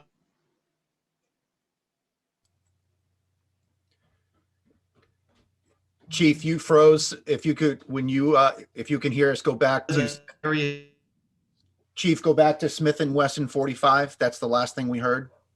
What was it? The last thing we heard you say was Smith & Wesson 45. Okay, that happened under me, and the cost of the weapons were covered by local businesses.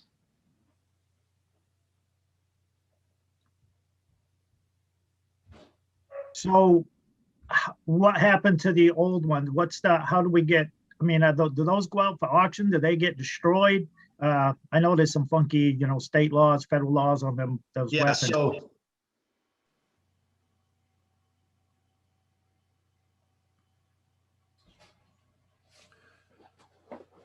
We need to upgrade the chief's technology. Chief, we didn't hear that last answer. okay, I can't really answer to the Glocks and the Smith & Wesson. So what we did with the Smith & Wesson 40 to the 45s is under state law, we can trade in our duty weapons to reduce the cost of the new weapon. So that's what took place. Okay, so most of the cost came from private donations, and then you traded in the old ones. Yes. All right, that's like I said, I went back looking, trying to find in your expenses, the police department expenses, capital, all this, and I couldn't find it. So I was just curious on that issue. Thank you. Yep. Great question. Okay, any other questions on 5400? All right, let's move to 5700. I think Bob May had a question. Oh, I'm sorry, Bob, you have your hand up. Go ahead, Bob. Can you hear me? We can hear you now. Yes, Okay. It's your question on 5400. Yes, Okay. it's regarding the ammunition and taser cartridges. I know a couple years ago, Chief came before capital planning and was looking for, let's say, what were they, Chief? Electronic weapons of some sort for your practice? Yes, the simunition rounds. Yes. Yes, for actual live training, active shooter training. What happened is we had a company that we were going to work through, and we kept in communications with them, and the deal didn't end up going through. We ended up not purchasing them. So instead of moving forward with another weapon or a different weapon, we started our search again for something that meets our needs. But we're still going to be looking at that. No money was actually allocated towards that. There's no money that's like sitting in an account. It was just that if we had funds at the end of the year, we were going to purchase those. Yes, I just was looking, because we had talked about there'd be savings in ammunition and so on and so forth. So that's all I was looking at. Yeah, the deal never happened, Bob, unfortunately. Appreciate it. Okay, thanks, Bob. 5700. You got nothing within this budget, but I believe that there's some items that are being from different funding sources, I believe, Chief. Is that correct? Yes. Okay. Is it Bob has his hand up? Yep. Go ahead, Bob. Yes, question similar to the question that Mr. Bennett had regarding your service revolvers. The body armor. Yes. When we replaced, let's say the full-time officer's body armor last year, I believe. Yep. What do we do with the old armor? Okay, so federal government.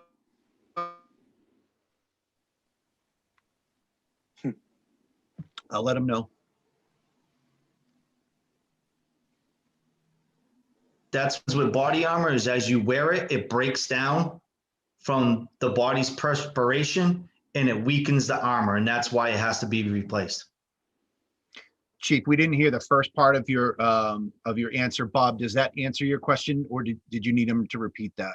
I didn't hear anything that sounded like an answer other than they break down at the end. That's all. I guess what we didn't hear, Mike, was what happens to it. Okay, Bob, we replace the body armor every 5 years. The reason why we do that is the federal government has has stipulation criteria on body armor that it has to be replaced every 5 years because it breaks down because of your perspiration from your body. Yes, and when they're, let's say, replaced, the old body armor is destroyed? Yes, we use it for target practice, actually. Oh, okay. Okay. Very good. Okay. Okay. Additional questions, 5,700. All right. Chief, I think that is your last page, your last account area. Yes.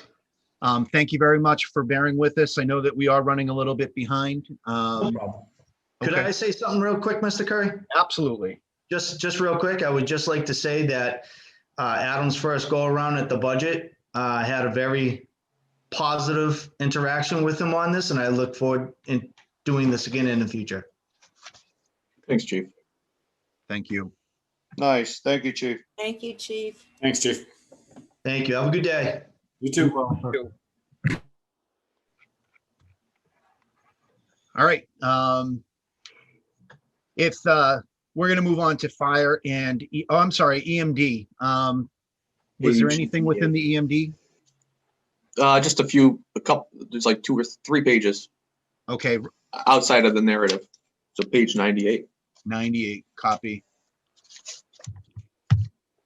Yep, and I know we have Rich with us. I saw him a little bit earlier. Rich, how are you today? Pretty good. You're not the only person that's dialing in from Florida. Well, I know Kelly. I almost met up with her. That's great. So that would be the town of Templeton forward deployed, right? Right. It's your southern office. That's right. All right, Rich. I've got the budget book open. If basically an opening statement or anything significant, and then we can run right through your budget areas. Well, I don't really have much of an opening statement. I mean, there's no changes from last year in my budget request for this year. COVID-19 has kind of really slowed me down on other than COVID-related issues. So it's been quite busy. And still remains that way with the reimbursement process.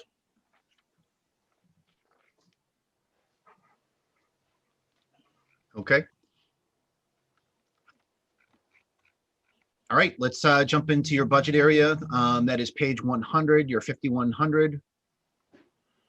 Adam or Rich, however you want to go through this. I know that some of the structure of his budget is a little bit different. So just go ahead and guide me.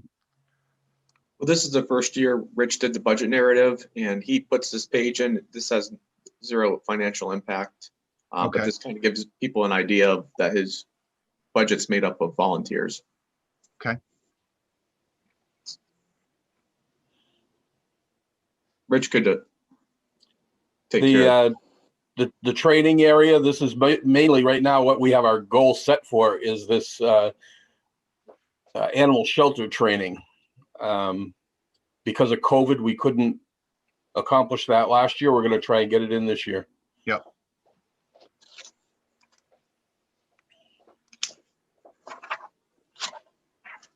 I think that's significant. I'm really happy that's going to occur. Having done some studying on that myself, when we have disaster situations, it's not that just people that need to get out of the affected zone. It's all of those animals, whether they're farm animals or our pets. So glad that we're doing that. Yeah, a lot of people won't leave their homes if they can't take their pets with them. So. Yep. And this is actually my same budget, like I said, it was last year. Nothing really new except for the security camera system. Well, we're starting to get a lot of higher priced equipment in that garage and building completely. Thought it might be a good idea to have just a simple security camera system, just so we know who's going in and out. And not that there's been a problem, but just to alleviate any possible problems. Rich, it's Mike. So Mrs. Bartolomeo has talked about consolidation of services in a couple of the other departments or accounts or otherwise. Is there a security contract that the town has that we might be able to leverage for that requirement? Well, I can check with both of the chiefs. I know they both have that type of thing. I could check with them to see if there's anything, or whether it's just something like, a standalone system. It's hard to say, but I will check with them before I make any purchases. Okay. And speaking of Bev, did you have something? We have a security system down at the barn. Doesn't cost, you buy the system and you hook it up. You don't have to go in the poorhouse. It isn't like where he keeps his equipment is in the middle of the woods. Somebody opens the door, it. It's security systems, depending on what you're going to use them for, it doesn't make sense to put in $1 million system. No, I agree. Well, as you can see, I only put in for $180 worth of a system, so yeah. I'm not looking for. But you know what? It's not just you. It's like everybody wants a security system. We can be security poor. Yeah. Okay. Additional questions for Rich on his 5400. Again, I think many people in the past have talked about emergency services in the town, how much we get for the little amount that they represent within the budget. And you can see there, just from a supply perspective, he's only at $1,250. And I commend Rich and his entire team when we were going out a year ago, doing knock and talks for our vulnerable communities because of the pandemic. Just want to be able to say again, thank you very much, Rich, and your team. Ditto. Anything. I was going to say that if you didn't. Thanks, Mike. Absolutely. And that's the last budget area for. Oh, I'm sorry. Go ahead, Will. If Rich can just so people that are watching understand why he needs a pallet of water. I understand why, but please talk to that, Rich. Okay, every year we get a pallet of bottled water, and we mostly use it completely within that year. It's for the CERT people, for when they do events to keep them hydrated, but mainly for the fire department.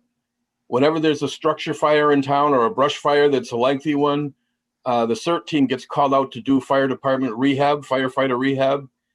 We're out there to take care of the firefighters.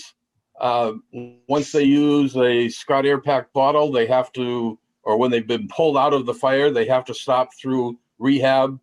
We check their vitals, we hydrate them, which means a lot of water because, if you wouldn't believe it, it sometimes takes a week for these guys during a lengthy issue to get their hydration levels back up to where it should be. So our job is to give them the water, the Gatorade, whatever we have to provide, and feed them if necessary. So we're taking, care of their health and their well-being. And that's mainly what the water's for. Although I have been known to go by a few police details on the road and hand them a bottle of water, a nice ice cold bottle of water while they're out there on the middle of the street too. So. Thank you, Rich. Thank Yeah. you. Appreciate that. Mr. Toth. Yeah, Mr. Chairman, if I may, real brief, I think for the minimal amount of money and the maximum effort, Rich and his crew should be commended. And I will gladly take a discussion offline with Rich and Adam doing the research as we talked about a couple Board of Selectmen meetings back. Select Board meetings back. A lot of the towns are not aware of the ability to capture the funds for the man hours expended. So we're kind of leading the pack on that. And actually where I was looking for input from them, they're actually looking for input from us. So again, Templeton tough, we're doing it right. Thank you, Tim. Okay, any further questions on the 5400 or for emergency services in general? I think we're All good. right. Thank you very much, Rich. Have a great day. Again, thank you so much for what you do. Holly Young on our live chat, it's actually our first comment on the live chat, said, thank you to Rich and the CERT team. We know you do a lot with very little. So again, a couple kudos from the field. Thank you all. Thank you very much, Rich. Yep. All right. Okay. We are still behind on time, but that's okay. We're actually, I think we're making it back. I can see that we've got Chief Dickey with us. Good morning, Chief. How are you today? Good morning, everybody. I'm doing good. Hope everybody else is as well. Excellent. All right. For those following along, we are on page 88 in the budget book. Chief, if you want to do some opening remarks or things that you wanted to highlight, and then we'll go through your budget account by account. Well, a couple of things. One, you'll notice in my budget, I'm trying to break apart things a little different than they had been in the past to give better cost breakdowns and not lump things together. So my budget does look a little different than the last couple of years, and then from when I had adopted it when I got here a few years ago, trying to improve that process a little bit every year.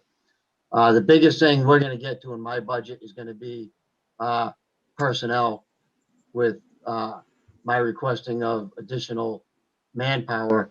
So that'll be, I'm sure, the biggest topic point in my entire budget moving forward. So that's realistically it. Okay. All right. So great segue right into your 5100 account. So the biggest thing with my 5100 account, you'll see that I requested more personnel. Doing research with our comparison communities and with NFPA, which sets our standards for the fire department side, and for OEMS, Office of Emergency Services, which sets our standards for our ambulance side. We are short-staffed, in my opinion. An ambulance to go out the door, Office of Emergency Medical Services says a crew is a minimum of 2 people. During the day right now, I do have 2 paramedics on till 6 o'clock at night. I can meet that standard, but after 6 o'clock at night, we are dependent on our call force, which they do a fantastic job, but they're coming from home. That sometimes does cause a delay, depending on which side of town things are happening at. It's not always just 2 people. That's a minimum crew. To keep our time frames down when we're on an ambulance call, we try to meet a 10-minute scene time is our goal on the department. And that can need a third person at times. 2 people taking care of a patient, moving a patient, a third person carrying the equipment. The crews have a lot of equipment to bring into a home or a business to accomplish their their goals. And it, you know, if it's on a second floor, it's just that much more transportation and time. And with the call personnel, that number fluctuates. Sometimes we have a large amount of people and they're very active. Other times they're not as active and we don't have as many. They change jobs in their personal lives, and it changes sometimes greatly on their availability and when they can be with us. So on the fire department side, even during the daytime, if you have my 24-hour firefighter paramedic, my 12-hour firefighter paramedic, and myself, we can't get out the door with the NFPA recommended amount of personnel in time.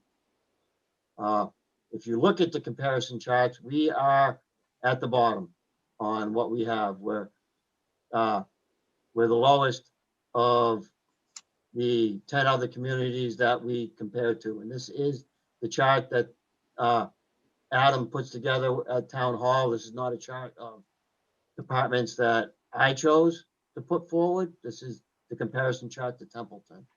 So I know that money is tight, and I know we're looking at balanced budgets and not increasing, but I really feel that it's my job as the fire chief to put what I feel we need to do the job. I understand even in the coming years where select board and the advisory committee and town hall are going to be looking at a no increase budget.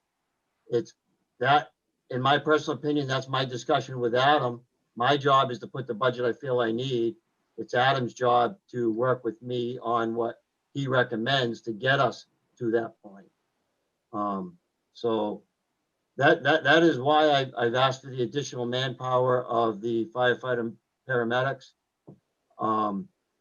The fire prevention officer, I put in for a part-time position there as well. That part-time position is hours underneath what it would be to have any benefits included. I could actually probably use a little bit more hours than that, but I'm trying to start small on that.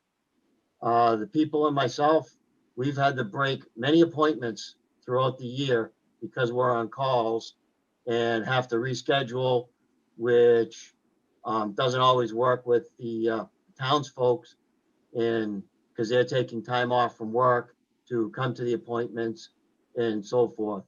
I'm trying to add a spot there so we can be a little bit more dependable. That doesn't happen. That also frees up personnel so we can get much more involved in our commercial inspections, because I would have that person there that would be doing the residential inspections only. Okay, questions for the chief on his 5,100 as presented? Only one comment, to the chief. Yeah, sure. Is that I've had people talk to me about the fact that we only had one person on, and and you've said about two people, and then they had to end up calling Woods. Wouldn't it be? I mean, we need to end up changing that, chief, so that if we only have that one person and we don't have two people to do the transport, is to call Woods much earlier. That individual was there for a half hour and in a lot of pain. So I mean, I'd like to take and just pass that on as a means to end up helping address that. I don't disagree with you. You might need additional people, but you need at least the two people to end up doing the transport. So there are state standards that we follow. We have 5 minutes to be able to get a crew activated to respond to an ambulance call. And in the area of that, when we have one person in the station and we're relying on our call personnel that are on duty as on call, we use software so that dispatch can see that happen. And if it doesn't happen within 5 minutes, we are notifying an additional ambulance to come help, and we're still responding with what we have for available crews. Will, I know that the time that you're talking about, and unfortunately, myself and my people, we all have vacation time, personal time, and sick time to use. I cannot always backfill. I put everything out to people, and sometimes they do not pick those shifts up, and we're doing the best we can. But we do call an ambulance no later than 5 minutes after that initial tone that we get saying an ambulance is needed if we do not get a crew. I don't wait any longer than that to call for it, because we can always turn back an incoming mutual aid ambulance if we don't need it. So if that call was a half an hour before that other ambulance got, that's travel time from that other ambulance. We have different companies we call, and yes, it's usually Woods because they're coming from Gardner, and if we need their help, they're the closest to the hospital, and they have more trucks than our other agencies available to help us with on the road. Okay, if he answered your question, we'll move on to a question from Mr. May. Yeah, I want to thank you, Chief. But that was just a comment about how to take and get a little more efficiency. I understand that there is issues, but in this particular case, as you were aware, the individual had quite a while to wait. Yeah, I do understand that. That's travel time from the ambulance we call. They don't tell us their ETA. They just tell us if they have an ambulance available. So.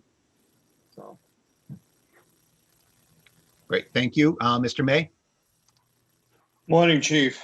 I was looking at the budget, and I have kind of a general overall question related to 5100. Seeing your service provisions, it looks to me like we're an ambulance company that has some fires.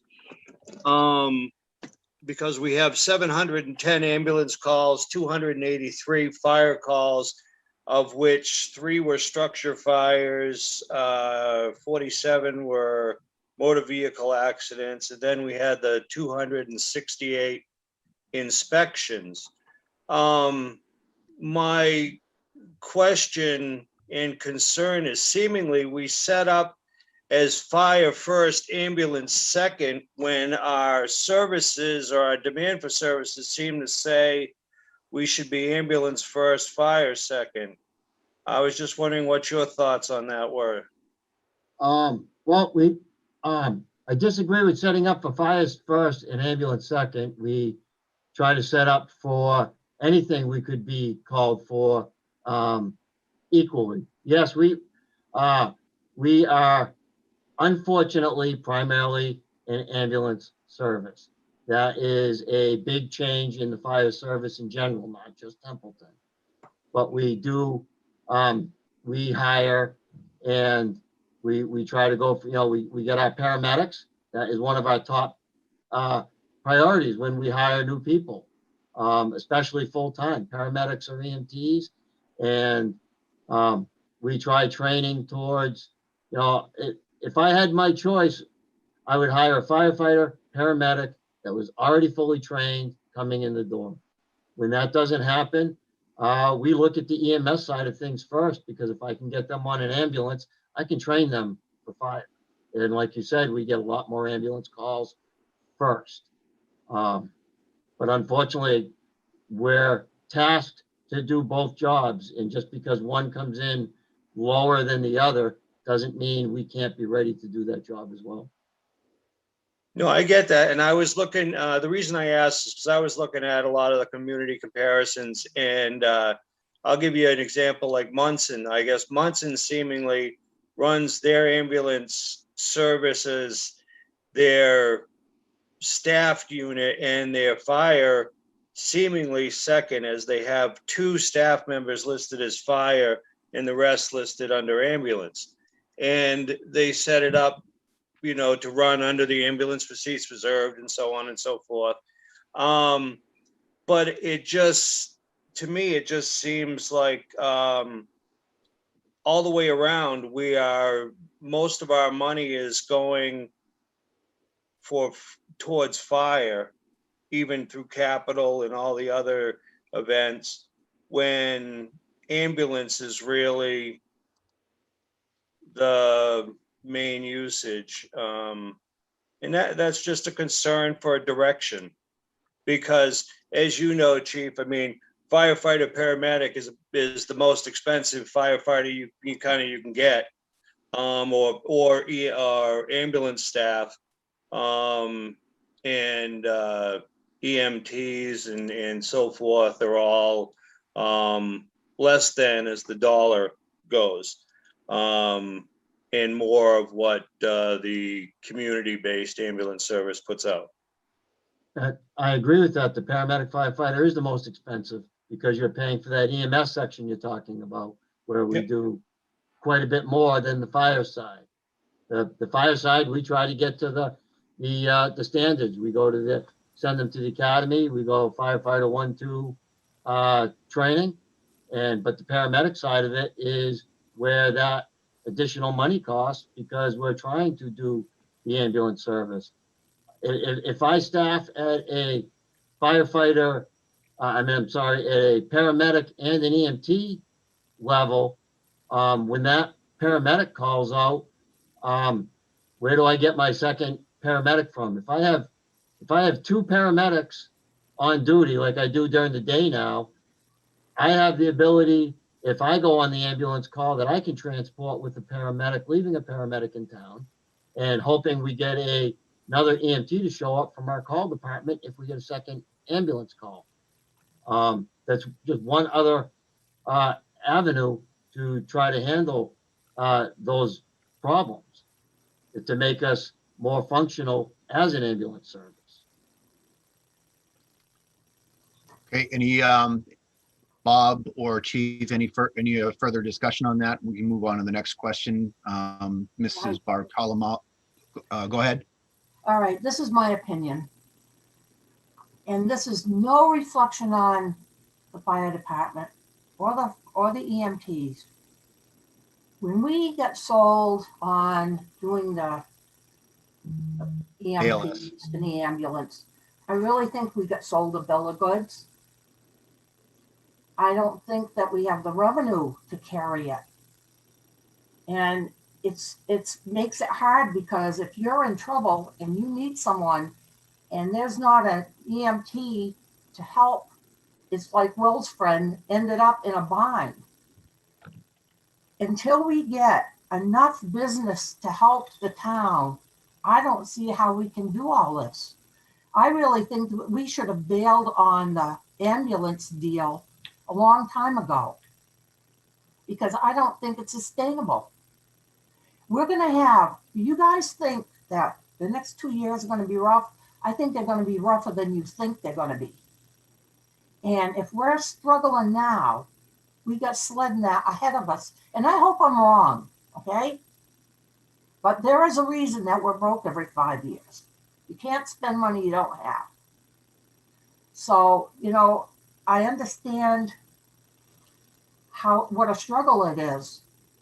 But someday, somewhere down the road, we're going to have to figure out what we really want to do and if we can even maintain it. Because it's just the way it is. It's been constant since we started. I could jump in, Mr. Chairman. Yep. Yeah, either rebuttal on Bev's point or. Yep. Yeah, Go ahead to and the then point. over to Terry. To the point the chief mentioned too. I mean, his request was in, and we did the best we could because the chief presents a budget that he believes is best for his department. I have to focus on being able to have a budget we could afford. So you'll see in front of you that the chairman has shared adding hours to a 24-hour per diem firefighter paramedic to help alleviate the department. And this letter went to the union. Therefore, we wanted to get their input before we were to proceed putting this into the budget. It's a challenge providing a service, and especially the chief knows being short-staffed. But we had to come up with something that the town can afford and be able to continue to provide the services based on where we're at today. I think the objective here is to discuss this. We've come up with the dialogue. The chief articulated his point quite well. And you'll see that I put in even some desired restores for the fire department, because I'm aware that they are down. I shouldn't say down, but they're down from their request. So that's really a question on whether the board would want to add more to that budget. I presented you with a budget that I feel we could afford. But I'm also cognizant of the fact that the fire department does need resources as well. And it's any rebuttal from Bev or Chief Dickey on that before we move to Terry's question? I don't want to gloss over what Bev had talked about, because I know that conversation has been kind of boiling or bubbling in the background about ALS is definitely expensive. But again, from a service perspective, the community has also come to rely on the high level of service that we wind up providing for that. But yes, it's very expensive, as Bob and Bev have asked questions about. Go ahead, Terry. Yes, good morning, Chief. My condolences off the top. Your department took a big hit in the loss of Tracy Ferraza. Do you want to speak to that and how that impacted your department going forward? Well, thank you. Yes, we did take a great loss when Tracy passed away. Anytime someone in any job public safety or anywhere, that organization takes a large hit. So I don't want to make it feel like we're any better or worse than anybody else in that avenue. But Tracy was an on-call EMT for us, and she had a great passion for the job she did here, helping her community on call. And I could greatly count on her easily to fill 2, if not 3, 6-hour shifts a week, being that on-call person. She was at every training we had. She brought, a great personality, and everybody loved having her there. And we are struggling right now with her loss and filling the shifts that she was filling, because some of our members are unable, because of their job commitments in their personal lives, to pick up that different slack. And I am looking for on-call EMTs, on-call firefighters, and getting set to interview a couple new candidates for those positions now. But that a new EMT just starting out doesn't replace someone that's been doing it for 10 years plus or so with that experience. Thank you, sir. Okay. Further questions on 5100? Mr. Chairman. Go ahead, Jeff. I would just touch on something that Chief Dickey started off with, pointing out that he has been, over time, kind of dividing his budget up between the ambulance and the fire. I would like to see more of that, and I believe it would be better if we had a decisive split in the fire and the ambulance, in that when you have an ambulance lease payment, ambulance supplies, training, you have, drugs, medication, security, billing, to include computers and so forth. If that would be billed or paid for by the ambulance receipts fund, which we currently use to support the general fund right now. We use a portion of it, $270,000. And I'm looking at the personnel side of the Fire EMS.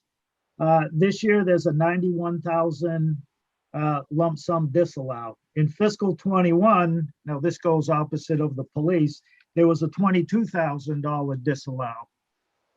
So the disallowed for this year is greater, over 3 times, 4 times, whatever that may be. But as Chief noted that he was trying to work on dividing his budget up, we have that fund. We charge fees for a service. Those funds should go to cover the cost of that service. And while we may have a disparity and or shortfall in staffing, we're going to have to address that sooner or later, as medical calls outpace the fire. And maybe you don't find that person who wants to be a paramedic and a firefighter. Maybe you have people, I'd be glad to go work as a paramedic, but I don't want to do the fire stuff. And maybe that's how people end up working for like private, just strictly ambulance companies. But to address funding and perhaps help with staffing by covering the staffing costs from taxation and free up those tax dollars by utilizing the ambulance receipts more to cover the cost of the ambulance service. I know one thing had been put out, we don't want to use the ambulance receipts right now to pay for the cost of an ambulance because we want to build that fund up. At the same time that was stated, there was $225,000 taken from ambulance receipts to support the general fund. And 3, 4, however many months it is from May to, I think it was October, we pulled another $100,000 out of ambulance receipts to cover a $100,000 shortfall in the general fund, the operating budget of the town. And that was pointed out at the town meeting that we were passing a budget that was $100,000 in deficit. But that's how we covered that deficit later on in the fall, was money from the ambulance receipts. It's the easiest, shortest way. Oh, we need money, we'll just pull it out of here. And town meeting did approve it. However, when you look at the figures and look at the calls that Bob pointed out, Bob May, and the chief is talking about staffing levels and, you know, playing dots with, let's see, this day I got how many people and how many people this day. And we talk about funding. The funding is there. It's if you apply it correctly. So I would respectfully request that on our action list, we include those 2 items, the use of the ambulance receipts funds and the splitting of the ambulance and fire cost. Have a budget that is fire and then ambulance. And it may get, it will be a little tricky as long as we split paramedics and firefighters to do both duties. And maybe that's should be a goal that we should split it. And there are some communities, most of them bigger cities, but there are some towns, maybe on the larger population size, that do have, you know, an ambulance service and a fire department. So that's my observation and comment on that. With the splitting of the budget, I would like to see that be taken farther and down the road, address the use of the ambulance receipts. If we're charging a fee for a service, those fees should directly support that service, not throw it in the pile and say, well, we're using it to support the fire, because you can't prove it to me. You throw the money in a pile and ambulance receipts are going for the police department, they're going for the highway bond, they're going for the school, they're going for town hall. You cannot track those dollars and tell me 270,000 is going directly to support the ambulance service. You just, if you can, I'll take you out steak dinner. But I would like, as our action or goals for the future, is to have the fire chief split split up his budget further than what he's done and address the use of the ambulance receipts. I think that would go a long way towards townspeople being more receptive at town meeting to approve other things. And that's my nickel's worth on the fire side. Thank you. Thank you, Jeff.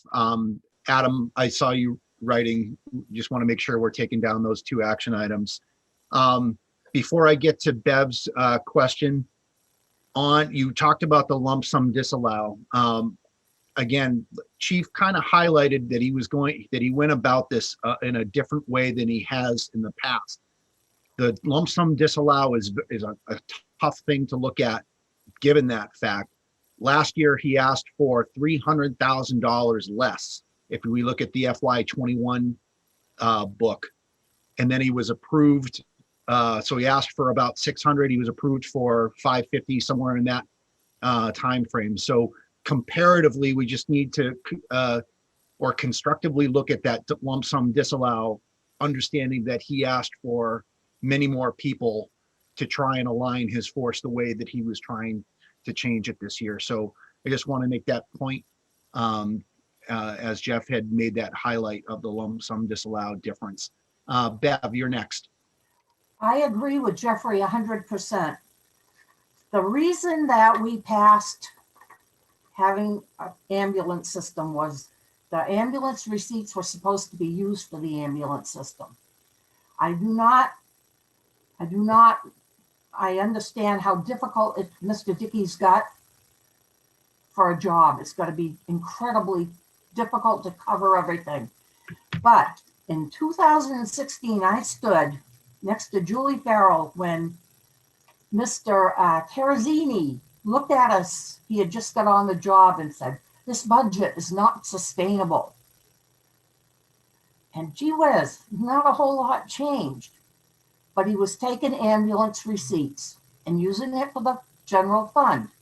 No, the general fund's going to stand on its 2 feet. And that's, if we're going to have the ambulance receipts, it should go to the ambulance and let the general fund is going to have to live on its own, because I don't see how else we're going to manage. We're just going to have to live with what we have, because I don't see any overrides coming down the road anytime soon. You get stoned to death at town meeting. Thank you. Further discussion on 5100. Any other questions for the chief? Mr. Chairman, can I talk to those 2 points, please? Yeah, absolutely, chief. Jeff, I agree with you, okay? There is no proof showing that the money coming out of ambulance reserve goes directly to fund the ambulance. All I can tell you is what was told to me was that the easiest way to take the money out of ambulance reserve to fund the ambulance is to put it into the general fund. Otherwise, the way it was described to me by Mr. Terrazzini is that there would have to be multiple articles on town meeting to say we're taking this much money out of the ambulance reserve to go towards personnel, or this much to go to supplies. That's what was described to me, and I don't have the ability to change that. That's a town administrator function on how it comes out of the reserve account into the general fund to fund us. That's what was explained to me on that point. I can tell you that the ambulance reserve receipt account is growing, like you have stated. We are collecting more money every year, but until when I took over as chief, Mr. Terrazzini wanted to use $250,000 out of that account a year because we could sustain that. We were making more than that every year. Then a couple of years ago, it changed to $270 when we had the year that we were trying to do the override for the fire department. $270 is sustainable. In fact, I'm probably about a few more months when this fiscal year is done to be able to say even more than 270 is sustainable, because the last 2 years we've brought in over 315,000 this year, but I can't tell you that it's sustainable until we have multiple years doing it. And this year, I'm projecting even more than the 318,000 we brought last year. So yes, there can be a different way that we can go about this to break up the costs and show that what's coming out of the ambulance reserve is going to fund the ambulance. I agree with you 100%, and that is something that Adam and I can work on together to figure out how best to do that at town meeting with the budget, presented next year, breaking those items out even further.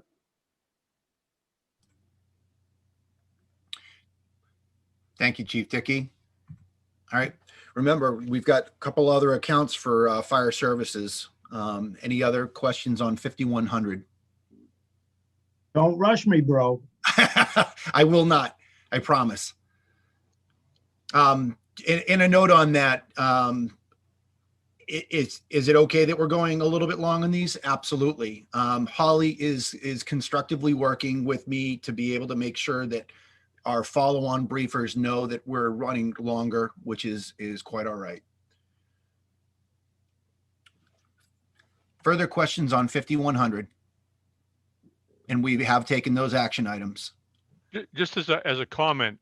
Sure. If we broke out the ambulance as a separate budget for those folks, I looked at that and said, okay, you're spending $6,400 per person to do that. If you ended up adding 2 more people, that's more money spent for the ambulance service than what's brought in. And that's just a quick math thing. I didn't, there's no smoke and mirrors here, but I mean, it's just looking at that, it would probably give us a better idea as to the sustainability of the ambulance as far as a service by the town. Thanks, Will.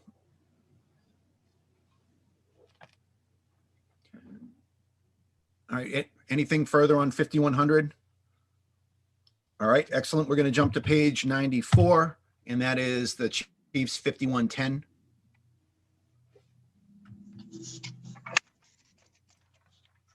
Chief, anything of note here? Cost of going up a little bit on everything. That's realistically what the increase is for. But again, I'm trying to break up all the different things instead of lump summing and moving forward with that. Just one question, Chief. What happens to the old equipment when you buy new equipment? Because I've seen some stuff on Facebook as far as helmets and stuff. The old equipment, after 10 years, when it gets done, we have here at the station, we have not gotten rid of it yet. Anything with helmets is a helmet that somebody personally bought. Any helmet that is retired can't be used in an active fire anymore or anything like that. So there are ways to destroying them. We haven't gotten to that point yet. We are allowed to keep them. And we've been looking at starting a junior firefighter program. Those junior firefighters that will not be going into live fire can wear that stuff. So we have all that equipment that has been being decommissioned as we go. When it gets to a point that it has to be decommissioned because it can't be used for anything even like that, it needs to be physically destroyed. It can't just be thrown in a dumpster or anything like that. We have to, we're required to cut it up so that it cannot be worn. Well, my question, Chief, is about the fact that since I saw our helmets on, is that an old helmet or equipment per se? Can it end up being sold to take and end up generating monies as unusable equipment for people to take and just have as a keepsake, or they're basically doing some type of a collection of sorts? I guess I would have to throw that across to town council just to make sure that if we did anything like that, that there was some sort of something legal signed so that we're not liable if somebody buys a piece of Templeton fire safety equipment that was decommissioned because of age and being out of service. That would be my fear for that. Thank you very much. Some people just value the fact that they have, especially the emblem from a community in a collection. I agree with you 100% on that. They are collectors that ask for that kind of stuff and would look for it. I would just want to run, like I said, I want to run it by town council first. And again, yes, that's collectors, but what's stopping somebody from buying a helmet as a collector's item and trying to put it on, showing that they're a Templeton firefighter because they have a Templeton gear with our lettering on it. Adam, not sure if it figures into a budget due out, but if you could take that as an action item or a watch item. Thank you. All right, going in order, Mrs. Bartolomeo, you're up next. Just a question. Do we look for grants? Seems Yes. like a lot of towns around us are picking up grants. That would be really good. I know it's a time-consuming thing, but Yeah, I do put in for grants. I have not had any luck as of yet, and I'm actually looking at grant writing classes to help me with that avenue to try to get more grants in the future. I do have reservations about grants too. It's great, and in the past we got a grant for years and years ago. We got a grant for safety equipment for the bunker coats, the pants, the helmets, and everything like that. And when you go and buy 15 sets at one time, that's 15 sets that have to be replaced at the same time. And if you don't get a grant to replace them the next time, you're looking at a huge cost. I really look towards the grants for the bigger items that we can get that wouldn't be something like that. Thank you, Chief. Mr. May is up next. Yes, hi. My question is related to, and it carries over to the next account again, like my other questions. But NFPA, you have listed here as fit testing for SCBA masks. The National Fire Protection Association, I haven't seen on the budget before. And now I see it for roughly, I think about $6,000 or $7,000 worth of testing. Just curious as to why this is something That's been on every past budget that I put in. Things for NFPA. NFPA fit testing for SCBA masks. That's making sure all our personnel get fitted correctly. It might have been in a different account mistakenly before, but that's been on every year that I put in a budget. That and there's other areas in different budgets that have that same thing that have been on. And again, it might have been lump summed all together in the past, and that's what I'm trying to break out to show that clarity. Bob, any follow-up? Not till the next account. Okay. Thank you. Yep. Terry. Serious question here. So according to the CDC, firefighters have a 9% higher risk of being diagnosed with cancer and a 14% higher risk of dying from cancer than the general US population, Chief. Does that impact your budget now, or how does that impact your budget going forward? Would that, would you need a different type of insurance, or how does that affect you? So that affects our budget every day. That is why stations like ours aren't built anymore. That everything is being kept separately. The firefighter gear that we wear, once it sees fire, even after we wash it, it off-gases toxins every day. So that's why it's kept away from the areas the best we can from sleeping areas, from office areas and so forth. That's why we designate areas that gear can't go past.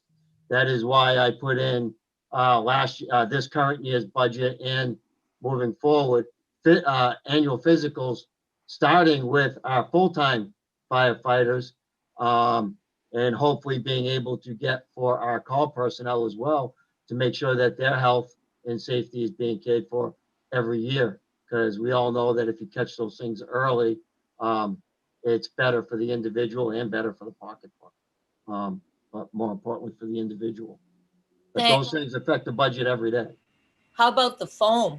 How's that gonna impact you now that they know that the foam, I forget if it has PFAS in it or what, but I know the foam is really toxic as well. So how does that impact? So we don't use a lot of foam here. And the DEP has been going through all the departments and going through the foam and looking at everything. And we're waiting on a report from that. But we have foam. Foam is on most of our fire engines and so forth. We don't really go through a lot of it here to this point. And when they come out with a new foam that doesn't have that stuff, that's safer for us and so forth, yeah, that'll impact my budget when we start going to replace what we have. But we don't carry a lot of extra foam because our vendors all have it, so it's easy to get it, when needed. So I don't carry a lot of it in stock, and we don't use it quite a bit. Thank you, sir, and thank you and your department for your service. Great. Bev, you have a question on the 50? We don't have a lot of toxic places around here that burn like some cities do. I think the paper mill, when they had that fire, when Roger Houghton died, that probably was toxic. I think we're lucky in that way. I can't offhand think of any place that would burn in town that we'd have a serious chemical problem. So Everything is a chemical problem. Everything in your home is made from chemicals. Oh, I know, but I mean, I'm talking about real toxic stuff, like Lily Chemical used to be. There is, yeah, everything's made out of something that's chemical, so that's a risk. But I think in a big city, the risks are gotta be a whole lot worse. Just my thought. Okay. All right, going forward on 5110 from a budget perspective, any further questions? I know Bob had one on for the next account. Is everyone ready to move on to 5200? All right, let's move on to 5200. Purchase of services. Go ahead, Chief. So 5200, this is where I'm trying to break out even a lot more than in the past. And I'll answer Bev's question that she's going to have about cell phones right off the top. Yes, we have cell phones and internet charges here. We use a different service than anybody else in town. We use AT&T, and I did a lot of testing on dead spots in town. And AT&T has, from what I found, the least amount of dead spots, the best coverage. We use a public safety plan for that, where we get good pricing, but it also has the advantage of giving to me in a natural disaster. I have the ability to take our internet devices and our cell phones and actually have the ability to put them on a different section of the tower that gives me priority air over anyone else with AT&T. So I could be standing next to somebody like yourself, Bev, that might have an AT&T phone, and I'll be able to talk on my phone and use it, and you may not be able to because I'm getting priority air over it because public safety needs that ability. So that's why we don't go with anybody else. That was AT&T actually came into our district chief meeting and explained that. And there are other companies that, like Verizon, that have public safety plans and everything, but that was one of the big points of why we went with AT&T. And it still has very good reception and good pricing. Thanks, good to know.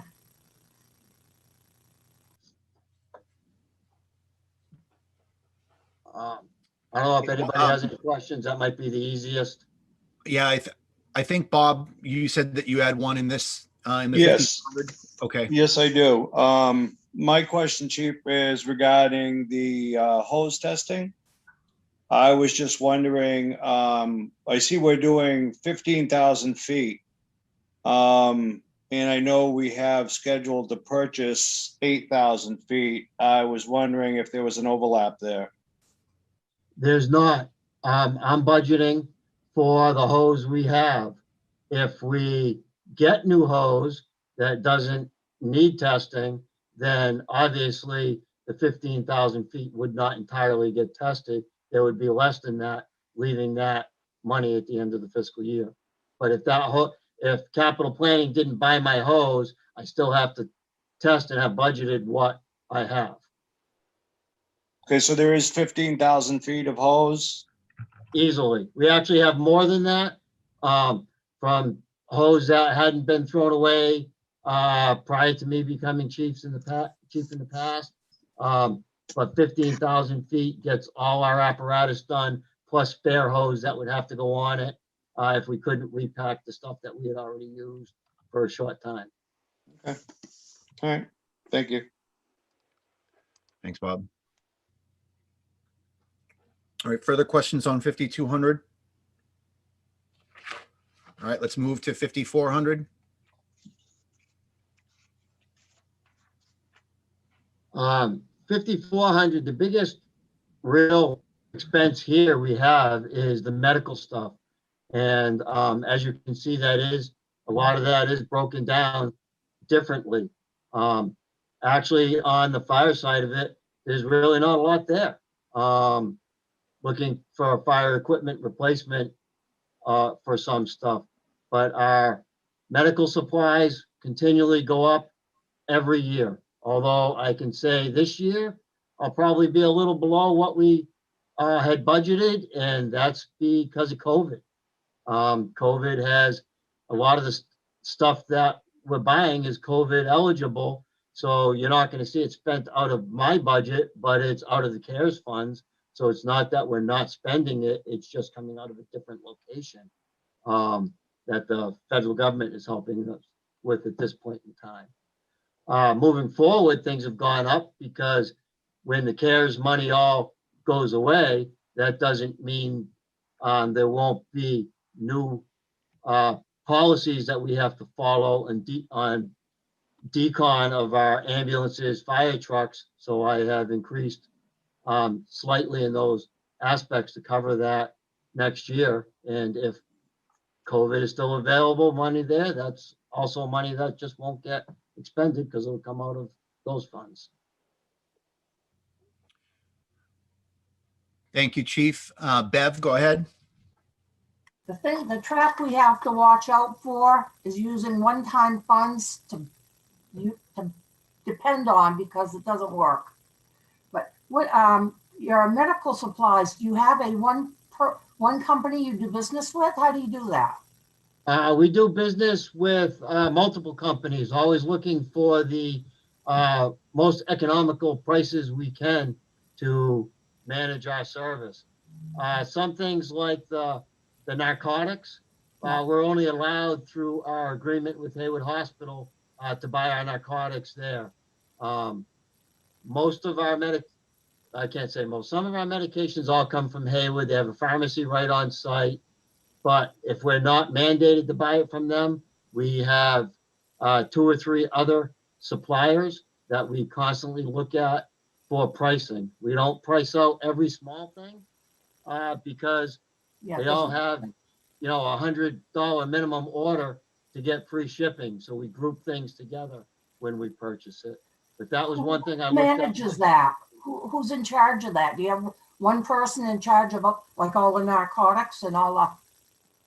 Yes, one of my full-time firefighter paramedics does my ordering for me. All right, good to know. Thank you. Thank you. Further questions in 5,400? All right, let's move on to 5,700.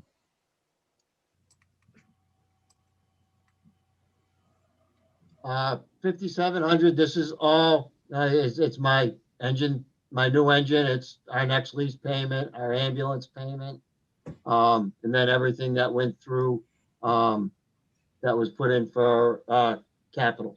There's nothing else besides those items. I don't have any other one-time purchases through any of that. The one thing as you are probably all aware of, the computer systems for the ambulance I'm looking for, I did request that come out of the ambulance reserve receipt account. Because that is definitely, those are the computers that they use every day to do their patient care reports, which directly goes into billing and getting the money. All right, Chief. First question is from Bob May. Yeah, hi. This goes to my previous question, Chief, or my previous concerns, actually.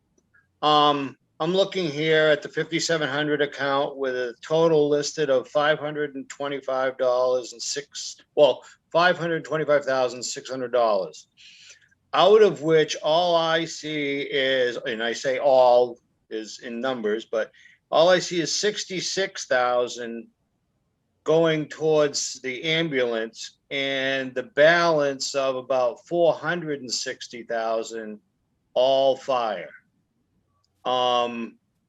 Again, this is why I pointed to the fact that we seem to be doing mostly ambulance, but spending mostly fire, is my concern.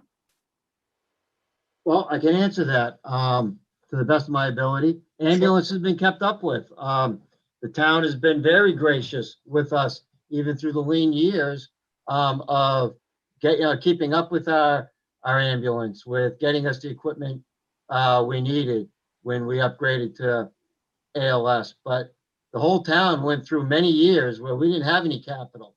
So every department, not just mine, is playing catch up. Our equipment is old. More of it is breaking down. And so all of those costs are now having to play catch up instead of buying something. If we've been buying something for years on end, we may not have all of these expenses on capital, or the ones we have could be smaller.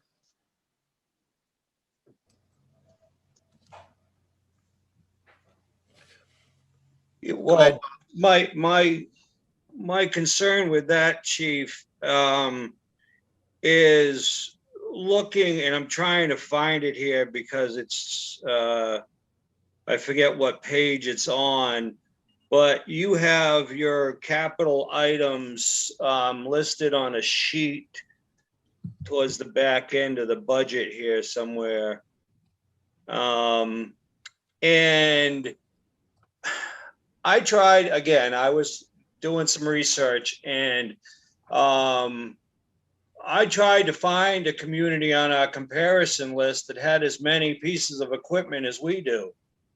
And through their websites and searches and information, I couldn't find any that had 11 pieces plus of equipment, driving equipment, with, the staff that we have.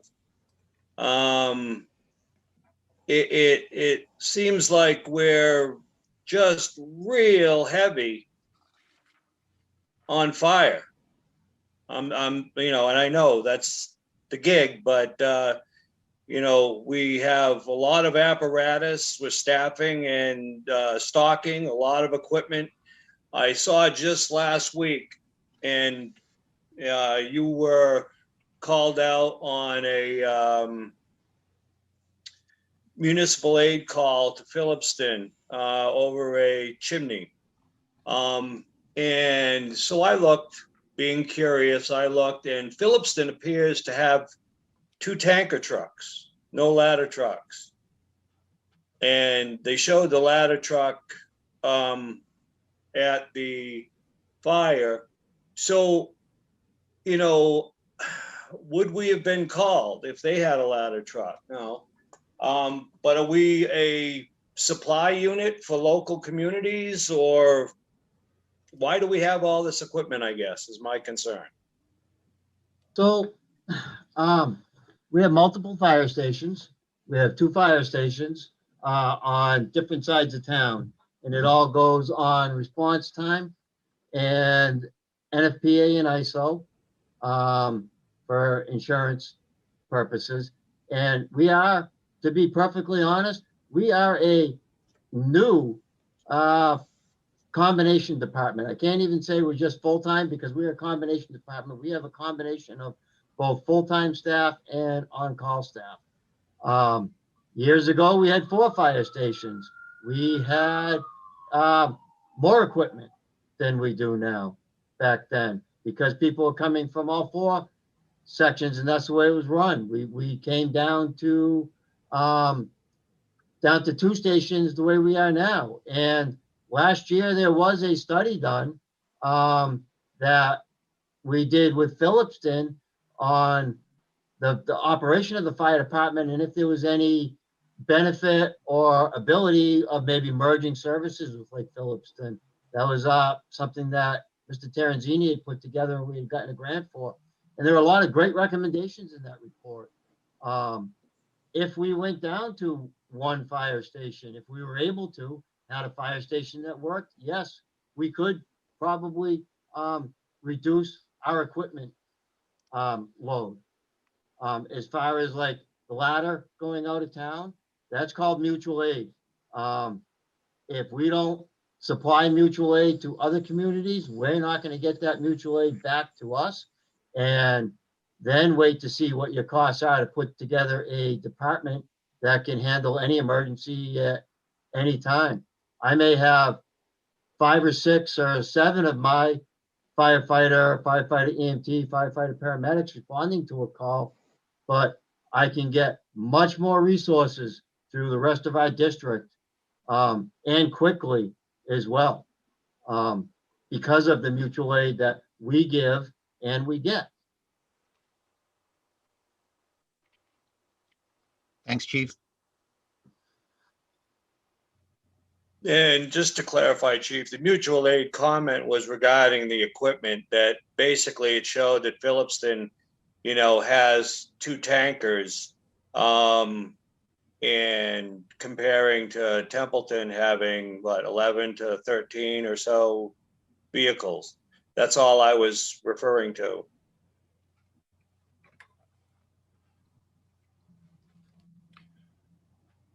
Thanks, Bob.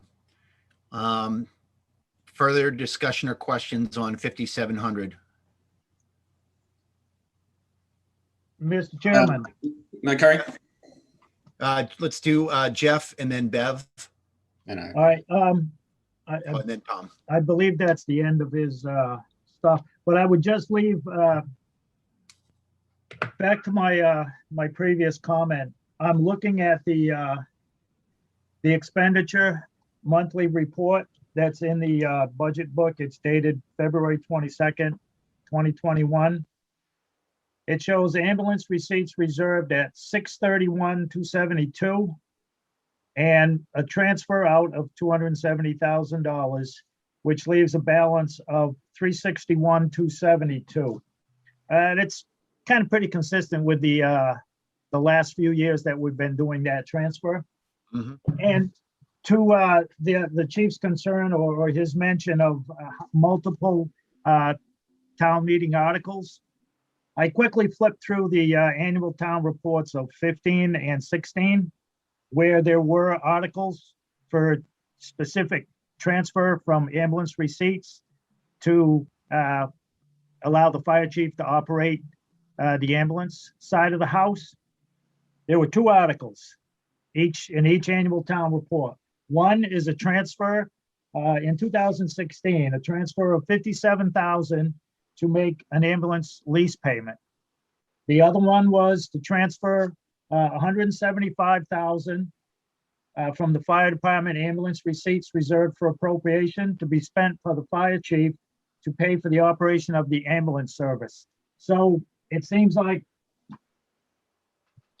2 articles at town meeting on the warrant to use ambulance receipts to support the ambulance side of the house. And again, this would constitute, the sticky question is the pay and the benefits for, the combination firefighter, paramedic. Are you going to cover those out of ambulance receipts?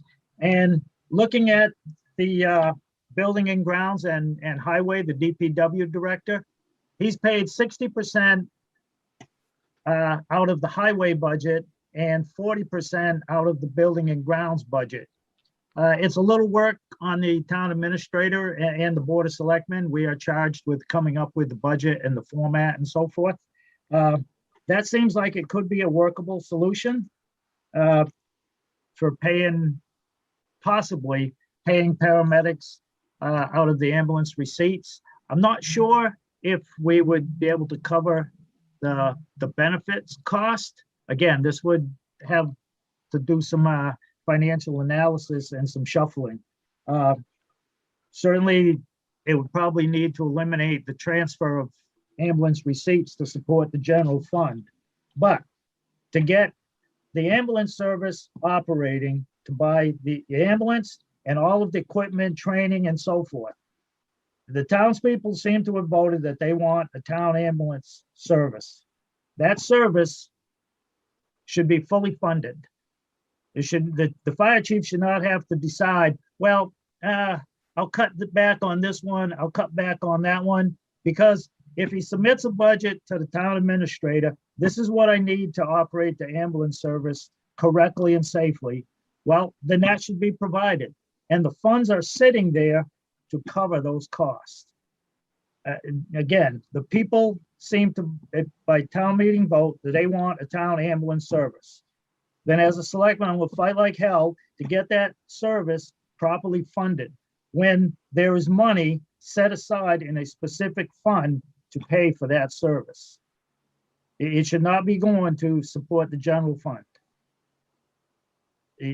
Get all of the equipment, the training, all of that covered out of ambulance receipts before you go spending it somewhere else. And again, my hope that we as a board will work on this and perhaps direct the fire chief to further divide up his ambulance and fire budget. So at least the supplies, the training, equipment, and the ambulance lease can be properly budgeted and paid for from the ambulance receipts moving forward. It's a change from how we've been doing it the past 4 years or so. But again, budgets, government is all about evolving with changes and things like that. So we're getting more medical calls, then you need more training, more equipment, drugs, this, that, other things, security, the billing, all of it. We just need to, I think we just need to adjust how we've been covering these expenses. And that's my follow-up on that. Okay. Adam or Chief Dickey, do you want to respond to that? Yeah, I'll just jump in here. Okay. What Jeff wants us to do, and I know what he's getting at is seeing the separation of where the money could be, where we do this transfer up to 270,000. I think in time we could certainly work on getting something together because structure of the budget would change significantly in the sense of Chief Dickey and I trying to get this all together before we finalize this budget. Do I think it's something that we could work on? Yeah, I think it's something that where the people could see where the money's being expended. I get where he's coming from on the transparency side of the house.